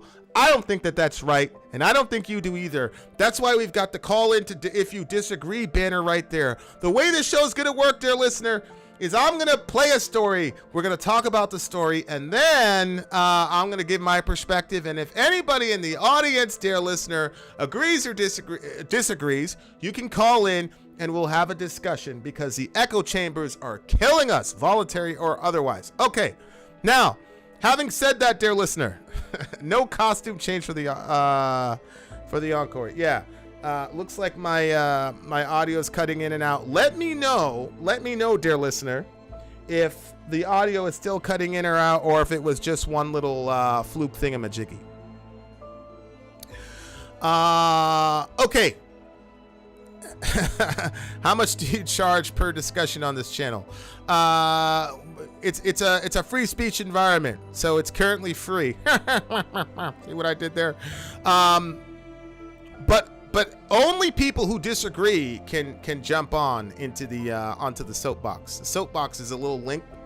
You click the link, you get to jump in the soapbox, but only if you disagree. Now, it's still cutting in and out. Of course it is. That is interesting. Is anybody else hearing the audio cutting in and out, or is it just Tasco? Let me see here. Is it just Tasco who's cutting in and out? I hope Sadie on that. She's the main contender. Yeah. Sadie's definitely the main contender for sure. Okay, it's just Tasco. Sorry, Tasco. It's just you, buddy. Okay, guys. Okay. This is a story apparently about NATO. And apparently the folks in NATO are ready to get to the border. That's what I heard. But I will tell you guys in a second if that's what it is, because we are going to go check it out. Okay, here's the hill. Here's Rising. Let's check it out. Good morning. Welcome to Rising. So Ryan is out this week, but today you guys have to put up with me all day. Shout out to Ryan Grimm, but I struggle with the homie. I do. I struggle with the homie. Okay, but I'm a big fan. I'm a big fan of Kim Iverson. So we continue. Somehow we're gonna deal with this, right, Robbie? Yes, excited to deal with it. Always fun when it's just the two of us. We love Ryan too, but today, just us. Today's just us, but then tomorrow and the rest of the week, there's another, I think Brianna Joy Gray is filling in for Ryan Grimm, so, and then he'll be back next week, but. Right, it's a rotating cast of co-hosts. We can surprise the audience every day, so. That's right. Well, all right, what do we have going on today? All right, enough of the small talk. Today we have Batya Ungar-Sargon, who will join us to discuss new updates. Wait. We've got a famous person in the house. Pam L in the house. She's going to get an air horn and some applause. Back to your regular scheduled program. We continue. On the Hunter Biden probe, and Dr. Rodrigo Zidane will help us break down the situation in Shanghai, which is suffering from very, very strict coronavirus lockdowns. Does not make Kim and I very happy. No, really crazy stuff going on there. So, bro, I saw I probably should have downloaded the video. I saw a Jordan Peterson video where apparently it was just a minute straight of people in their apartments all across Shanghai screaming and yelling in the night because they're basically under house arrest. It's unbelievable. I don't know what's going on there, but whatever. Okay, we continue. We'll be hearing about that. But first, let's give you some updates on Ukraine. In a video addressed to South Korea, Ukrainian President Zelensky said that tens of thousands of people have died in Mariupol, much higher than previously suspected. However, NBC News was unable to verify a death toll in Mariupol after reports of Ukrainian soldiers driving off Russian assaults in the country's eastern regions. And as the battlefield shifts, Zelensky is calling on President Biden to do more and said that Ukraine's fate depends on the U.S. supply of weaponry to Ukraine. You know, I don't know if any of you guys have seen this pattern, but Ukraine will make a claim. The media will report it, and then they'll say, we haven't been able to independently verify it, though. Dear listener, I'm sorry, but when you deplatform and outlaw media, and then you institute a unified state-run media, everybody who processes information through a logical filter many times is going to put an asterisk behind everything that you say, especially when you've been caught in numerous lies. So now it appears to me that the decision that our media has made is to say, well, this is what they say. We can't independently confirm it because they don't want to be in a situation where they report tens of thousands of people dead in Mariupol. And then 2 weeks later it comes out, it's actually not what happened. There was all this outrage about the Bucha massacre. And we went over the Bucha massacre. You guys remember that? And what did New York Times consistently say? We can't independently verify this. What did the U.S. government say? We can't independently verify this. I don't know how many people died in Mariupol. I don't know. I wish nobody died in Mariupol. But the worst thing is that I can't trust anything that these people say because they've nationalized their media. So I genuinely don't know what to do with that. The other thing is, I pointed this out. New York Times talked about this, where the Ukrainian government has discouraged people from taking pictures of these events and videos on their camera phones. Why? I don't know. Tens of thousands is the report. We continue. Just last week, the U.S. pledged to send new weapon systems to Ukraine after the NATO foreign minister agreed to provide Kyiv with arms deliveries as well. So far, the U.S. has sent $1.7 billion worth of supplies, and NATO's... Here's a crazy idea. Verify information before you publish it. Otherwise, all people hear is unverified news. Miss any corrections, so go on assuming they know the truth of what happened. Yeah... I'm not sure that's feasibly practical. I'm not sure that's practical because then we'd never hear anything. Like, I think a lot of what the Ukrainians are doing are some of them are outright lies, right? Like the playing Call of Duty and saying that the Call of Duty clip was taking down or the Ghost of Kiev, which is just an outright lie. But like, for example, when you talk about the Snake Island thing, there really was a Snake Island. There really was an exchange, I think, between the Russians and the Ukrainians. It's just the Michael Bay, Steven Spielberg little bow they put on top of it, which was they all got massacred because they refused to surrender to Slava Ukraine. That's the problem, right? So like, I agree with you. The purest version of media would only, do that. But at the same time, it's like, I think now more than ever, people need to be held accountable to using their rational mind in exegeting these documents now. If you're reading these documents, read the entire thing from top to bottom, because eventually, usually toward the end, they'll say, hey, we can't independently verify this. But I see where you're coming from, and I really don't know what to do with it. Blaster says, did you ever talk about the missile attack on the train station in Donbass? Ukraine claimed it was Russia, but the serial number on the leftover missile propulsion system appears to be from Ukraine. Yeah.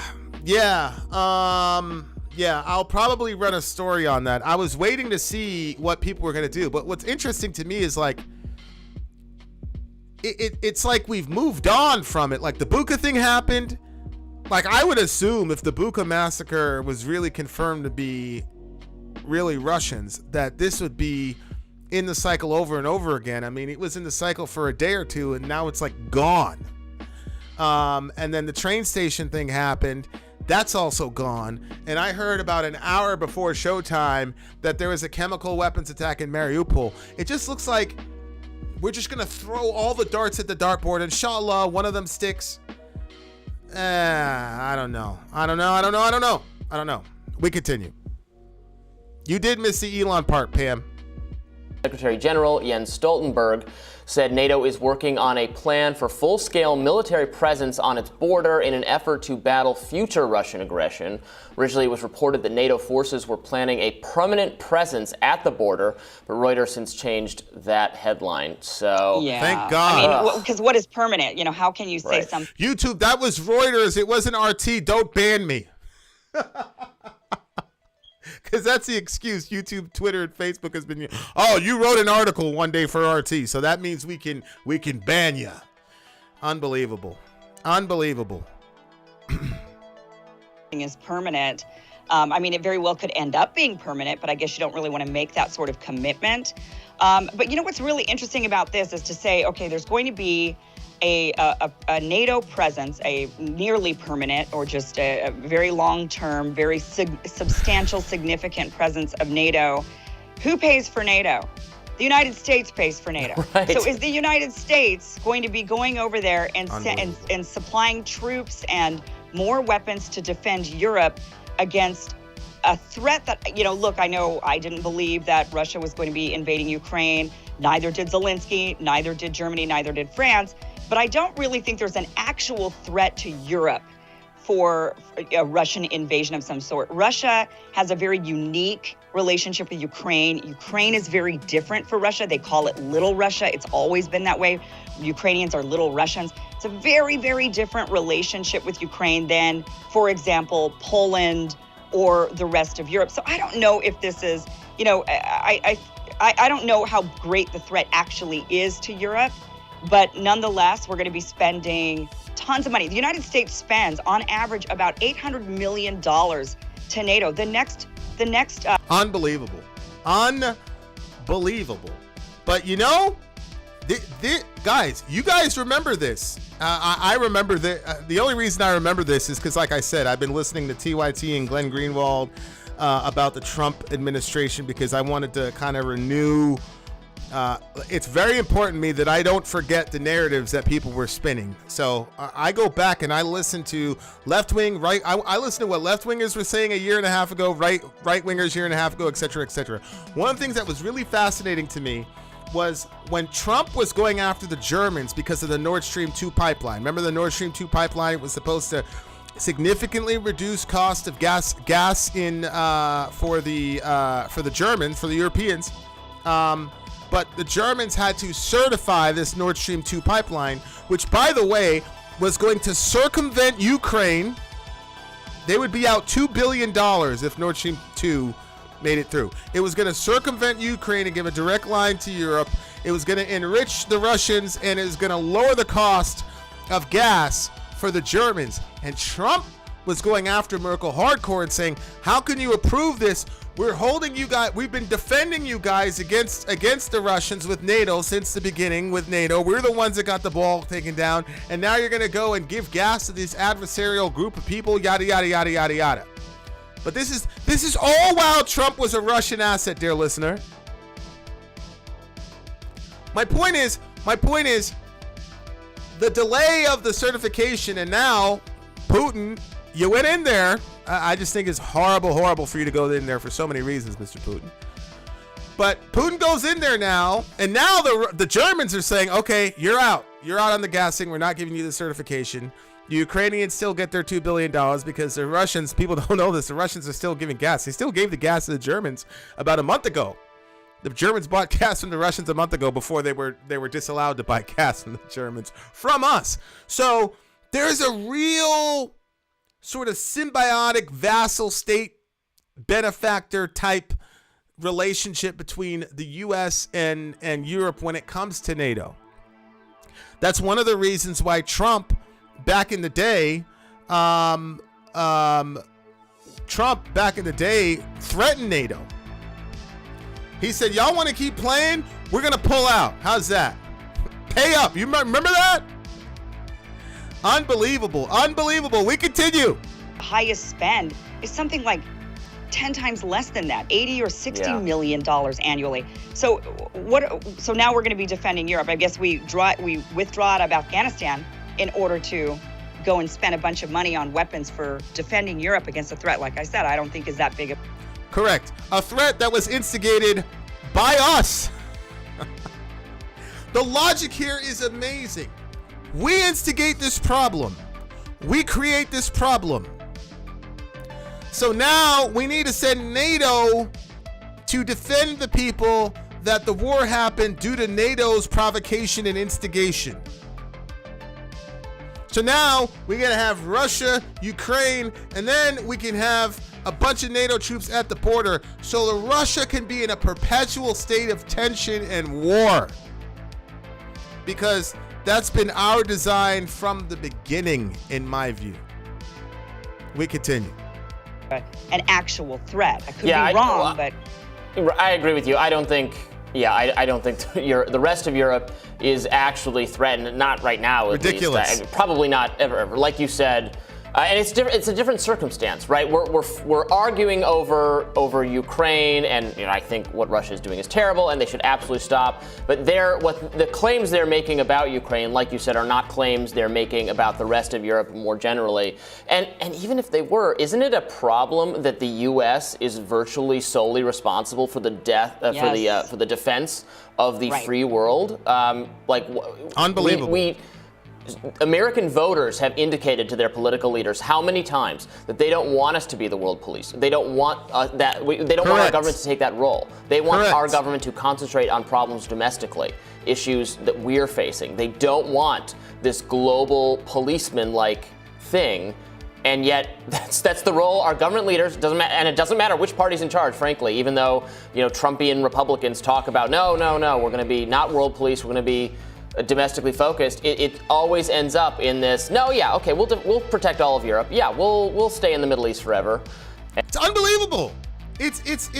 I'll tell you. Listen, you watch.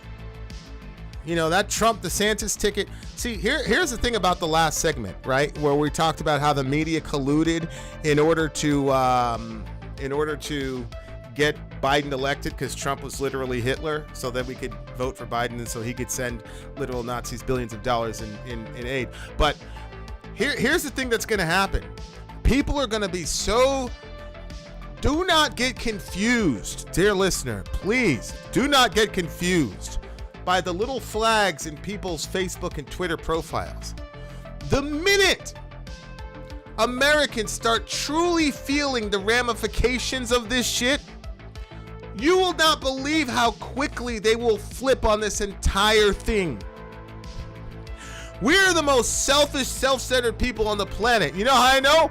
We've been bombing the shit out of Afghanistan, Yemen, Niger, the Horn of Africa, Syria, Libya for decades, and we didn't care. Now all of a sudden, the Ukrainians are getting hurt. Now we care. I understand there's a racial aspect to it, but the fact of the matter is Americans are we're very shallow people, and we're easily manipulated, and we're spoiled. And once Americans really start piecing together the economic and social ramifications of being world police in this particular conflict, they're going to flip so fast, and people are going to say whatever they want about Ukraine and all the rest of it, but when it's time to vote, you remember in 2016 how the polls were? Oh my God, I would never vote for Trump. Oh my God, he's a racist, he's a fascist. I would never do that. I would never do that. And then when it was time to vote, they're like, fuck this shit, we're voting for Trump. That's what's going to happen. That's what's going to happen. Anybody with a heart doesn't want to see a nation get invaded by an exponentially stronger and more powerful nation. But when you tell American people, yeah, man, just continue. Let's continue to screw with these people. Gas, let's go to $10 a gallon. See if we can make it $10 a gallon. Hey, we just got out of Afghanistan. And now what's going to happen is, I don't know if you guys remember this, but Trump, that was one of his things. Forever wars, forever wars. Tulsi's got regime change wars. That's Tulsi. Trump is forever war, so he's gonna say, "Hey, I just got out. We just got out of Afghanistan. Now we're gonna move from Afghanistan to Poland to go. Well, how long is this gonna happen? We're gonna do this forever? Watch. That's gonna fade. Watch. We continue." And it's not what the voters want. It's not what they want our government to do. Right. And I'd really like to know who is driving this kind of NATO talk that we're going to be putting more forces right up on the border, on the NATO border. I'm curious who's driving that, because Wait, she started out by admitting Russia has a special relationship with Ukraine, calling it Little Russia, but Reno is the sole problem. I don't view calling Ukraine Little Russia as problematic, especially when you consider the Donbass or Odessa or Crimea. Those people would love to be called Little Russia. To say that is in anywhere near the ballpark as problematic as the lone superpower on the planet that has unlimited resources training a hostile segment of the military to NATO standards, but then saying they're not actually in NATO, but outfitting them with weapons, training, supplies, money, tactics, yada, yada, yada, yada, yada. Our media and social media apparatus being firmly aligned against Russia. To say that the Russians are calling the Ukrainians little Russia as somehow in anywhere near the neighborhood of being as problematic as NATO and the U.S.'s influence on this conflict, to me personally, doesn't work. But that's just me. We continue. Is it the United States, is it the military-industrial complex saying, hey, here's a great opportunity for us to have a reason to have to manufacture a lot more weapons? Is it the United States and the military-industrial complex based in the United States that's driving it? Or is it Europe? Are they genuinely afraid and they're really asking to ramp up some NATO presence? Because, with Europe, they're in a very delicate relationship with Russia as it is. Right. They cannot stop the supply of natural gas from Russia into Europe. Russia has got them in a pretty tough spot, especially right now in the summer. Okay, they can get away with it. But come fall, I mean, once August hits, if they're not ensuring a steady supply of a hefty amount of natural gas from Russia, they're in a whirlwind of trouble in Europe. Correct. So I'm curious, are they the ones that are saying, oh, yeah, let's amp up this Cold War with Russia and make it worse? Or is it the United States and the big, powerful industries that are manufacturing these weapons? I think that's a good question to ask. Who's driving this? Yeah, it's a great question. And yeah, who is driving it? Who is driving it? And yes, Texas is Little Mexico. Texas, New Mexico, Arizona, and California. If the Mexican president said, yeah, that's Little Mexico, I wouldn't have a problem with it. It is Little Mexico. For sure. But the real question is, who is driving this? What are we looking at? So we're sending these troops, what? Because Putin's going to invade Poland now? Really, he's going to invade Poland. This is the thing that's mind-boggling to me. Putin has been talking about NATO and Ukraine for a decade, dear listener.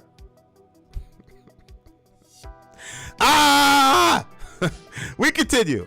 So now he's just going to randomly just start invading European, because he's the next Hitler. He's just going to randomly start eating places up now. Okay. So now that we've got him pegged as the next Hitler who's just going to eat up all of Europe, now we need the United States to come in and defend the world, because we're the world police. And there's going to be some kickback about that, right? There's going to be some financial kickback to America for us doing this service to the world. I think we often, it seems like, right, it would be the moneyed interest, it would be, the defense contractors, the people who make money, building and selling these weapons. And Chris Sims. Chris, you know what? You should call in. You should call in after this segment. Russia has invaded Poland 20 times. Since the fall of the Soviet Union, how many times has Russia invaded Poland? I'd like to know.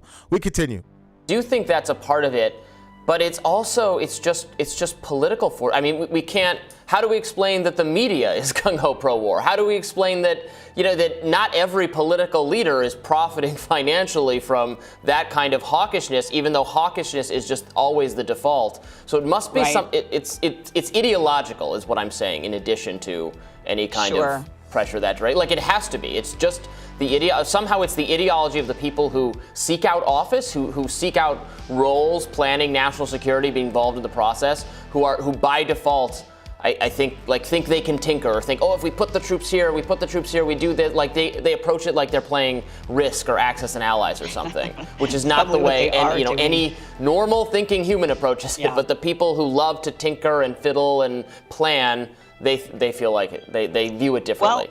And that's the thing that I don't want. I love debate, love the back and forth. My position ultimately is I would like to not have World War III, dear listener.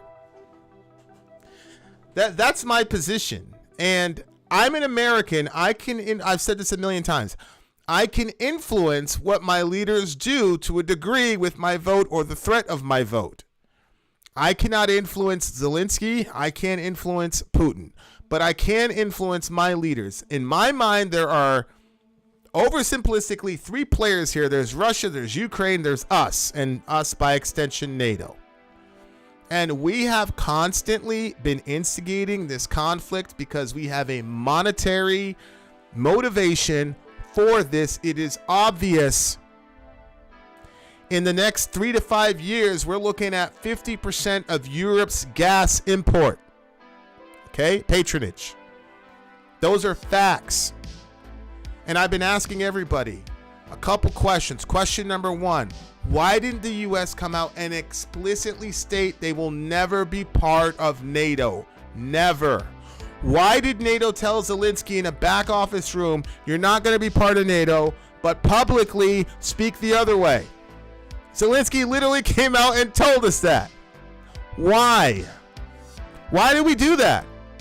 If they were never going to be part of NATO, why didn't we just come out together and say, you're never going to be part of NATO, and tomorrow we're going to issue a UN charter. It's going to be great. And we're going to say this is going to be a neutral state so that you can have a great relationship with your neighbors in Russia. And then, we'll work with you and triangulate with the EU so that we can fix your economy. Why didn't we do that? Why didn't we do that? For a long time, a vast majority of the Ukrainians didn't even want to join NATO.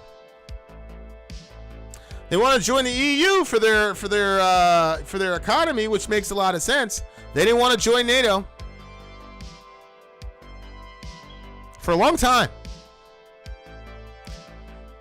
My point is, this is not about demonizing Russia or the Ukrainians. This is about de-escalation, dear listener.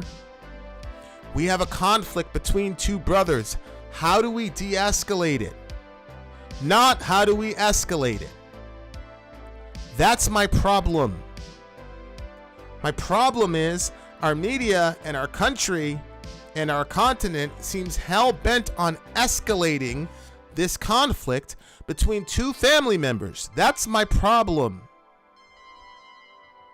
And no, I don't think the American economy and us being able to siphon off gas patronage from Russia in regard to Europe is worth the trials and tribulations that are falling on the people in that region on both sides, so that we can have a better America in 5 or 10 years, and Exxon and Shell and Chevron, whoever, can get exponentially more rich.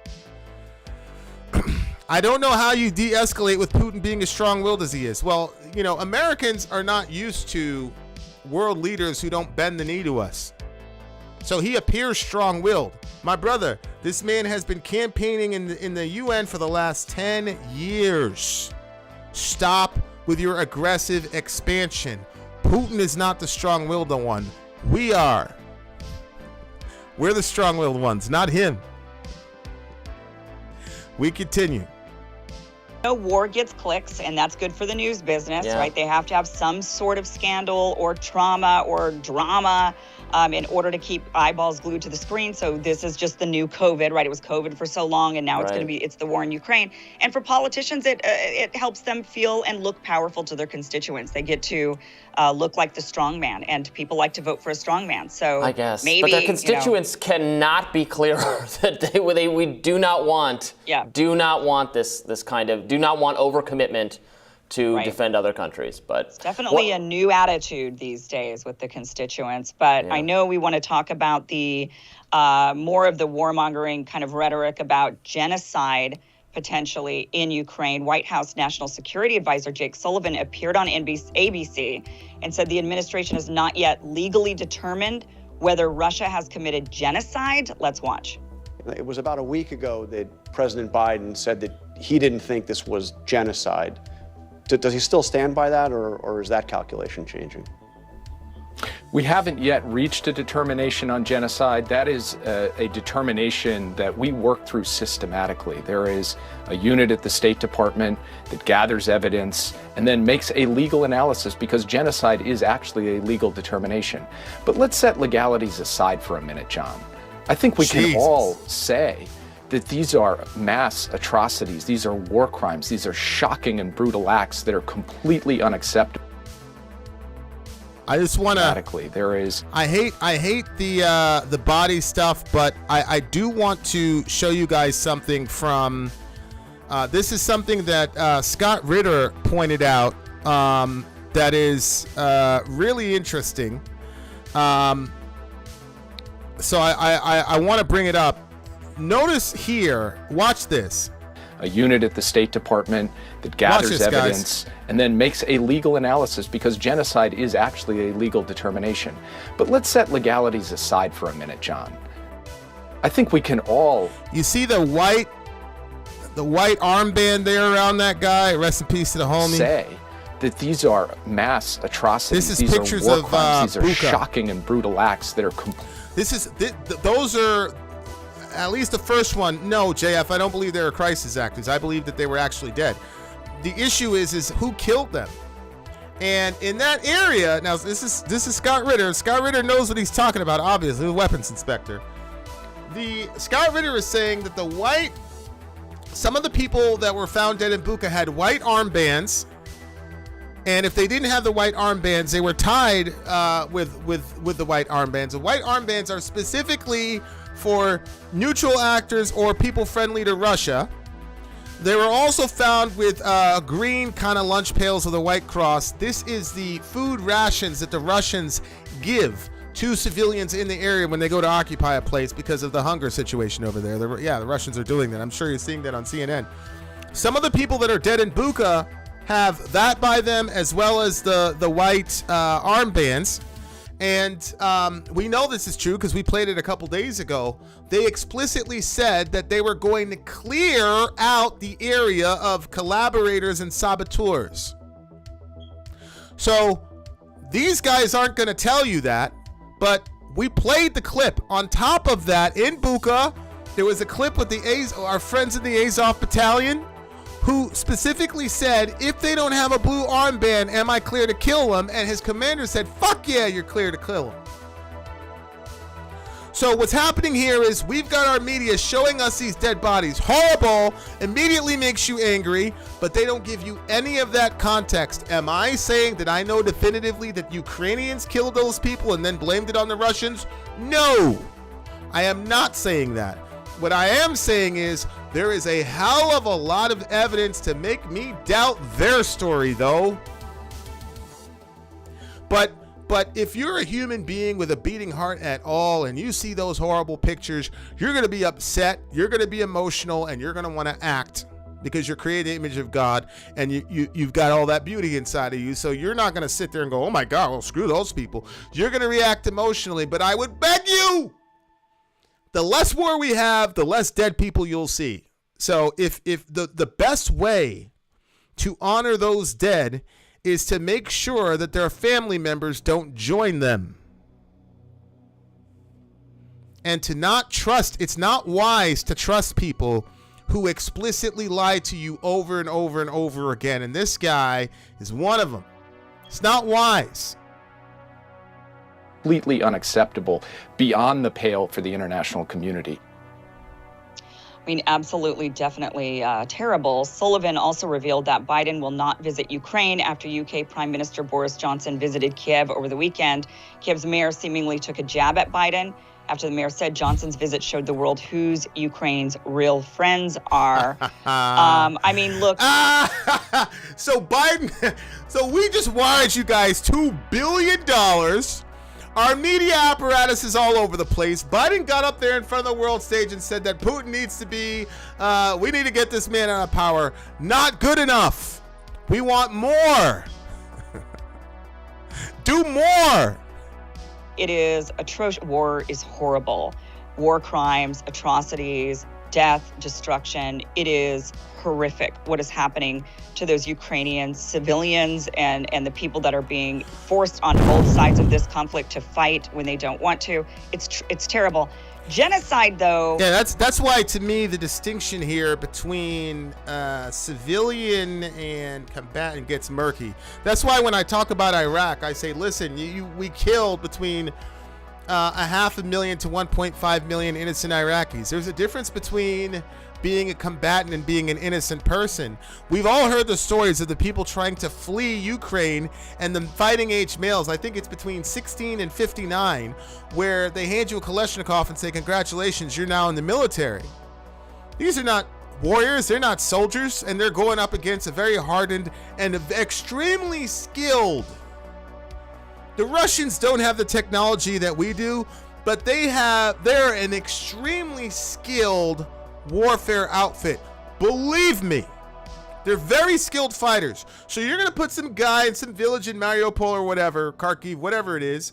Guy's just been a regular Joe doing his thing. Now he's got an AK. Now he's a combatant, and he dies. Okay, was that a civilian or a combatant? Well, technically he's a combatant. He's not a civilian, but he's still an innocent person in my view. So when we had the same thing in Syria with the Kurds and all the rest of it. It's all, we had Kurdish forces in Syria and Iraq that forcibly conscript teenagers and young men, etc., etc., so that when the other side kills them, it's like, well, hey, they were combatants. So think about that when they start talking about the dead and civilian casualties and things like that. Definitely, civilians are completely red. You don't want to touch them at all. But my point is, if a civilian who's just been a farmer or an accountant all of his life now has a Kalashnikov AK-47 shoved in his face, what's the difference between him and a civilian, right? All right, we continue. Is very charged language, and that is meant to get people to rally around and say, yeah, we got to go in and we have to invade Russia. Genocide is the eradication of a group of people specifically, like you're trying to... Yes, Milosmatic. This reminds me of the Rakok massacre in Kosovo to justify the bombing of Serbia. It's the same MO. We saw it and lived it, recognized it immediately. Correct. And I was in a discussion. I brought up Serbia. People say, well, I mean, it's NATO. I mean, hey, I mean, what reason does Putin have to be worried about NATO? Perfect example. Correct. We continue. Get rid of that particular group. And I don't think Russia's trying to get rid of Ukrainians. That doesn't seem like that fits what's going on here. Right, I don't think so either. And also, we just have no idea. So I was actually... Well, we know what it would look like if the Russians were trying to get rid of Ukrainians. The Russians have singular air superiority, and they could just... Look, if they just wanted to whitewash the place, they could just do a shock and awe campaign for the first 15 days like we did and completely wreck them. They don't need to be giving out care packages and things of that nature, offering green zones and all the rest of it. If the Russians wanted to completely annihilate the Ukrainians, then they trust me, it would be done. To call this a genocide is just more emotional language that's being used to try to get us into a hot war because it's good for media and it's good for politicians. It's also very good for gas companies. We continue. Glad to hear government officials say, well, we really don't know yet. How could we know yet? We barely have any comprehension about, what the situation is on the ground. At least maybe they're privy to information we're not privy to, but the dueling kind of media narratives you can't trust. Obviously, you can't trust what you hear from Russian sources, but you also have to take with a grain of salt, as you do, Kim, and it's appropriate that what you hear from pro-Ukrainian sources. So I don't know how we could even make that determination. Well, we kind of do know, because they're not going around slaughtering all these civilians. I mean, we are seeing instances of crimes, but by and large, they're trying not to target the civilians. So if they were trying to eradicate Ukrainians, they would be rounding them all up and doing a mass extermination of some kind, or, something along those lines. I mean, maybe you could make the case that they are trying to commit a genocide against the Nazis, the people that they claim to be Nazis, the Azov Battalion. I think that could be a fair claim. I don't know, so maybe they're... It's not a genocide if they eliminate the Azov Battalion. That's not a genocide. The Azov Battalion have sworn to fight them to the death. So it wasn't a genocide when we went in there and took out a bunch of German Nazi soldiers. Now, I don't believe all those German soldiers were horrible people, but they were fighting. That's not genocide. That's not clear. Guys, once again, there are whole segments of Ukraine that identify with Russia. Donetsk, the Donbass area, which is shorthand for all those people, they're Russians. These people share a border. Americans don't understand this because we live on this giant landmass. It's like, New York and Boston or whatever. They're brothers. They border each other. And it's not like Mexico and America. These people have strong family ties with. They've got cousins, etc., across the border from each other. So that's one of the reasons I believe that the Russians have taken so many casualties, is because they have to navigate and they can't use as much air power as they could. That's one of the reasons why. Why do you think our casualty rate was so low in Afghanistan? Like, I'm not trying to get into the weeds here, but all of us can think about this. Just think about this simplistically. How comes our rate of our KIA was so low in Afghanistan? It's because we bombed the shit out of people. And we didn't care if we killed civvies or not. I showed you guys that clip. In a 5-month period, 90% of the people that we were droning in the Obama administration were unintended targets. You know why? Because if you see an HVT or a group of people that need to die, that need killing, like a friend of mine saying, that guy needs killing. Do you see a group of people like that? Instead of sending in your conventional forces on the ground where you're certainly going to have attrition, whether it be wounded or killed in action, all you do is just drone them. And yeah, 9 people are going to die. One of them is going to be the guy that you want, but here we go. We're willing to cut our losses because we got no ties to these people. Putin can't do that. Can't do that. Because they've got people there that they do not want to kill that are loyal to Russia. So to even say this particular conflict is a genocide is crazy. It's absolutely crazy. We continue. Be discussion on that, I suppose. I don't know if maybe they're trying not to target civilians. They've certainly killed a great deal of civilians because war. That's what happens in war, and it's a little weird to be like, oh yeah, war is fine, but if it's genocide, then that's no good. Like killing people is bad. Like, right. Well, no, I think there's a big difference between genocide and a war. I mean, look, I've got a bunch of kids, right? So, I've got my, what are you now, 13? I got my 13-year-old and I got my 16-year-old, and the 16-year-old is much bigger than the 13-year-old. But, if they get into a fight, they get physical. A lot of times I'll sit there and watch it for a little bit, but until the breakup happens, and then we have a conversation, see what happens. That's a war. But if my 16-year-old goes after my 2-year-old, that's a genocide. So there is a big difference between war and genocide. I mean, it's basically eliminating a whole swath of people who have literally no chance of defending themselves at all. The Ukrainians have the richest country known to man with the most sophisticated, devastating military literally in the history of human beings backing them up. That's not a genocide. We continue. Like marching into someone's country and killing them is bad. Like whether the bomb falls on a building and all the people die in it, or they're like shot in the streets later. Like we're starting to draw very weird distinctions. I think killing people is wrong, and it's sort of always where we go, well, but this was really wrong because this was their reason, and it's bad, and we have to like have a more committed anti-war ethos. Or there's some kind of, I think the genocide determination actually is one liberals want to wield because it speaks to a kind of almost, well, then we can bring race into it. They're trying to cleanse an ethnic population, which is the modern liberal framework for discussing like all political issues. Well, what is? Very good point. Very, very, very, very good point. I talked about this a little bit last week, guys, when we were doing the Planned Parenthood stuff, where we talk about verbal engineering. We use terms like fetus instead of baby, even though fetus simply means is a baby post 8 weeks gestation. That's literally the definition.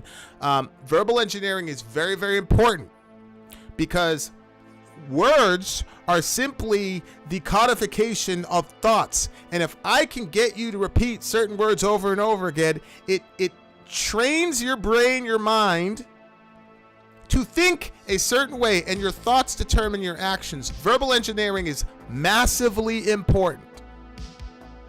Imagine, for example, just one word, baby versus fetus. Imagine if the term fetus was never part of our vernacular and we only use the term baby in discussing abortion. What would happen since 1973?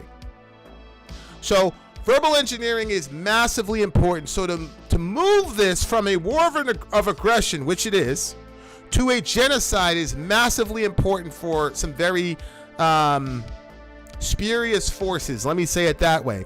Because now, if you say something like, well, I don't really know if Putin's as bad as you're saying is, what do you mean? Are you saying that a guy that's committing genocide isn't bad? You must be literally Hitler too. We saw this show. Anytime you said, I don't really know if that criticism against Trump really landed very well. What do you mean? Are you a Trump supporter? Are you a Nazi? See, they can use this terminology and it immediately shuts down all discussion. Immediately discussion's over. Once Nazi, genocide, whatever comes in, you are no longer able to speak because people are so riled up emotionally. That's a very, very good point. We continue. Have to do with race? What does it have to do with identity? Like, I don't think that really fits the circumstance at all. It can just still be a appalling crime without, fitting that kind of framework. Absolutely. Yeah. But U.S. intelligence is pushing the narrative that Putin may use Biden's support of Ukraine as a pretext to interfere in American politics. That's obvious. There we go. Here we go. Okay, so guys, you guys know what's coming. Allahu Akbar. You guys know what's coming. Here we go. Russian President Vladimir Putin may use the Biden administration's support for Ukraine as a pretext to order a new campaign to interfere in American politics, because we know that he did before. No, that was Hillary Clinton and the mainstream media in 2016 that was interfering in our politics, not Putin. Holy smokes. So here we go. Now it's coming out. Oh, the Russians again. So we're going to hear again about Russia. When Trump, are you tired of this? My son's in here. Are you tired of this? Russia. When Trump goes again, this is unbelievable. Furthermore, how does Kyle Griffin know this? How does he know this? Notice he says he may. How do you know what Putin may do? This is the same thing that they admitted to us a couple days ago, the intelligence community, because they have so little respect for us now that we're so spun up that we're not even going to see the implications of what they're saying. When they came out and said, we reported on this, everybody did, that they didn't know that Putin was going to do anything about chemical weapons, but they preempted it to get into his head. So they didn't have any real hard evidence, but they preempted it to get into Putin's head. So now this guy, is he going to show us any hard evidence? Candy Apple's like, yo, I'm tired of this shit. Shout out to Candy Apple. Guys, how does he know? Liz is laughing at me. This is unbelievable. The same freaking playbook. I cannot believe this stuff. This is amazing. That is something they might do. I mean, that wouldn't surprise me. Too much has been made of their efforts in the past. The kind of media obsession with the idea that Trump was ostensibly involved in colluding with Russia to steal the election, and that their pathetic efforts on Facebook, like with Facebook groups and ads and targeted social media stuff, made this massive difference, which is just. Stoudman, much love to the homie Stoudman. He says, to be fair, the Russians did use troll farms against us during the 2016 elections. This was confirmed by the FBI. What evidence did they show us about these troll farms, Stoud? And secondly, was it the same intelligence apparatus that the 50 of them, it was CIA, NSA, FBI, etc., that all came together and signed the document and told us the Hunter Biden laptop story was a lie? Those people? I wish you'd come on. It'd be a good discussion. We continue. Preposterous, and every post-mortem of the election has found that it didn't contribute anything. I mean, it's just extremely hypocritical to be oh, well, watch out for this next election because there might be something, if the outcome isn't the way we want, we know why. Okay. All right. Yeah. And listen, I got love for the FBI. Okay? Trust me, I love me some FBI, literally, okay? It pains me to speak against the FBI, but the troll farm, blah, blah, blah, blah, blah thing to me is embarrassing. It's all really, really embarrassing stuff. And it was beneath the dignity of the office for the FBI to do that nonsense. We continue. Yeah, my man John is like, troll farms? What you mean? I'm so sick of both sides saying, I lost the election because of massive, conspiratorial, unfair forces went up against me. I didn't just lose because the voters were sick of my BS. I lost. It's not my fault, which is a very both sides thing to do now that we hate the phrase both sides, but they absolutely do it. Right now, if Biden loses in 2024, it is Biden's fault. I don't think anyone 100%. Right now believes that Biden will win in 2024, meddling or no meddling by any outside foreign power. He's screwing it up on his own. There's no need to blame it on anybody else. Yeah, absolutely. All right, Kim, well, we'll tell you what's on our radars coming up next. I don't care. I don't care what's on your radar. I don't care. What does Chirpy have to say about the matter? That is the existential question of the day, dear listener. Guys,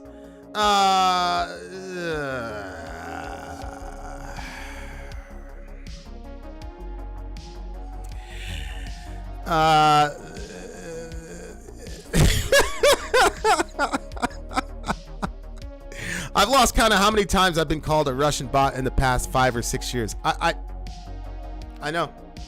It's unbelievable.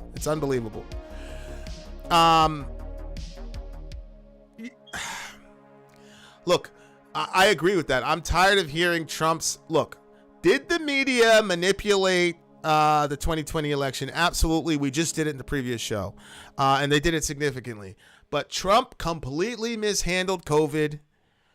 He could have, if he would have got a couple more checks passed, he would have had it in the bag. He handled that horribly. He's got to own that. Trump overcame. What did he over? He overcame a Never Trump campaign. He overcame the entirety of the mainstream media apparatus, including Fox News being against him in 2016. He overcame all that. So I don't want to hear from Trump or any of his supporters any excuses why he lost. And it's the same thing for Biden. This whole situation with Joe Biden is crazy. This man, he is now, like I said, I believe he's still very politically astute, but his rhetorical powers have failed him. This man came on the world stage last week and escalated this conflict to within an inch. I haven't checked on the doomsday clock, but he has been saying things that have been really instigatory and really horrible, and even off script for him.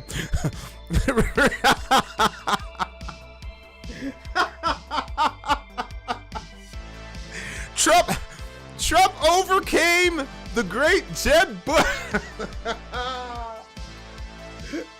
You go to hell for that. You guys remember the low energy Jeb? That's when Sori wasn't really into politics. I said, yo, you got to look at this shit, bro. We were boys at the time. I was like, yo, Sori. I was like, you got to look at this shit. I played her the clip. She said, what is going on? What is that guy doing? She's like, is he serious? I'm like, yo, he literally said that on the debate stage. He called him low energy Jeb. Got low energy Jeb.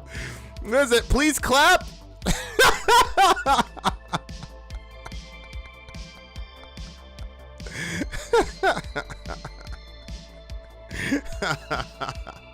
Oh my God.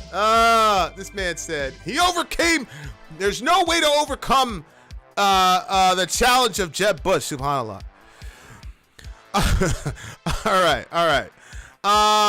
guys. Well, look, my final thoughts on the situation is that's been honestly, I've taken this situation because I try to take, life lessons from every situation that I'm a part of. And so the big theme in our household right now is de-escalation.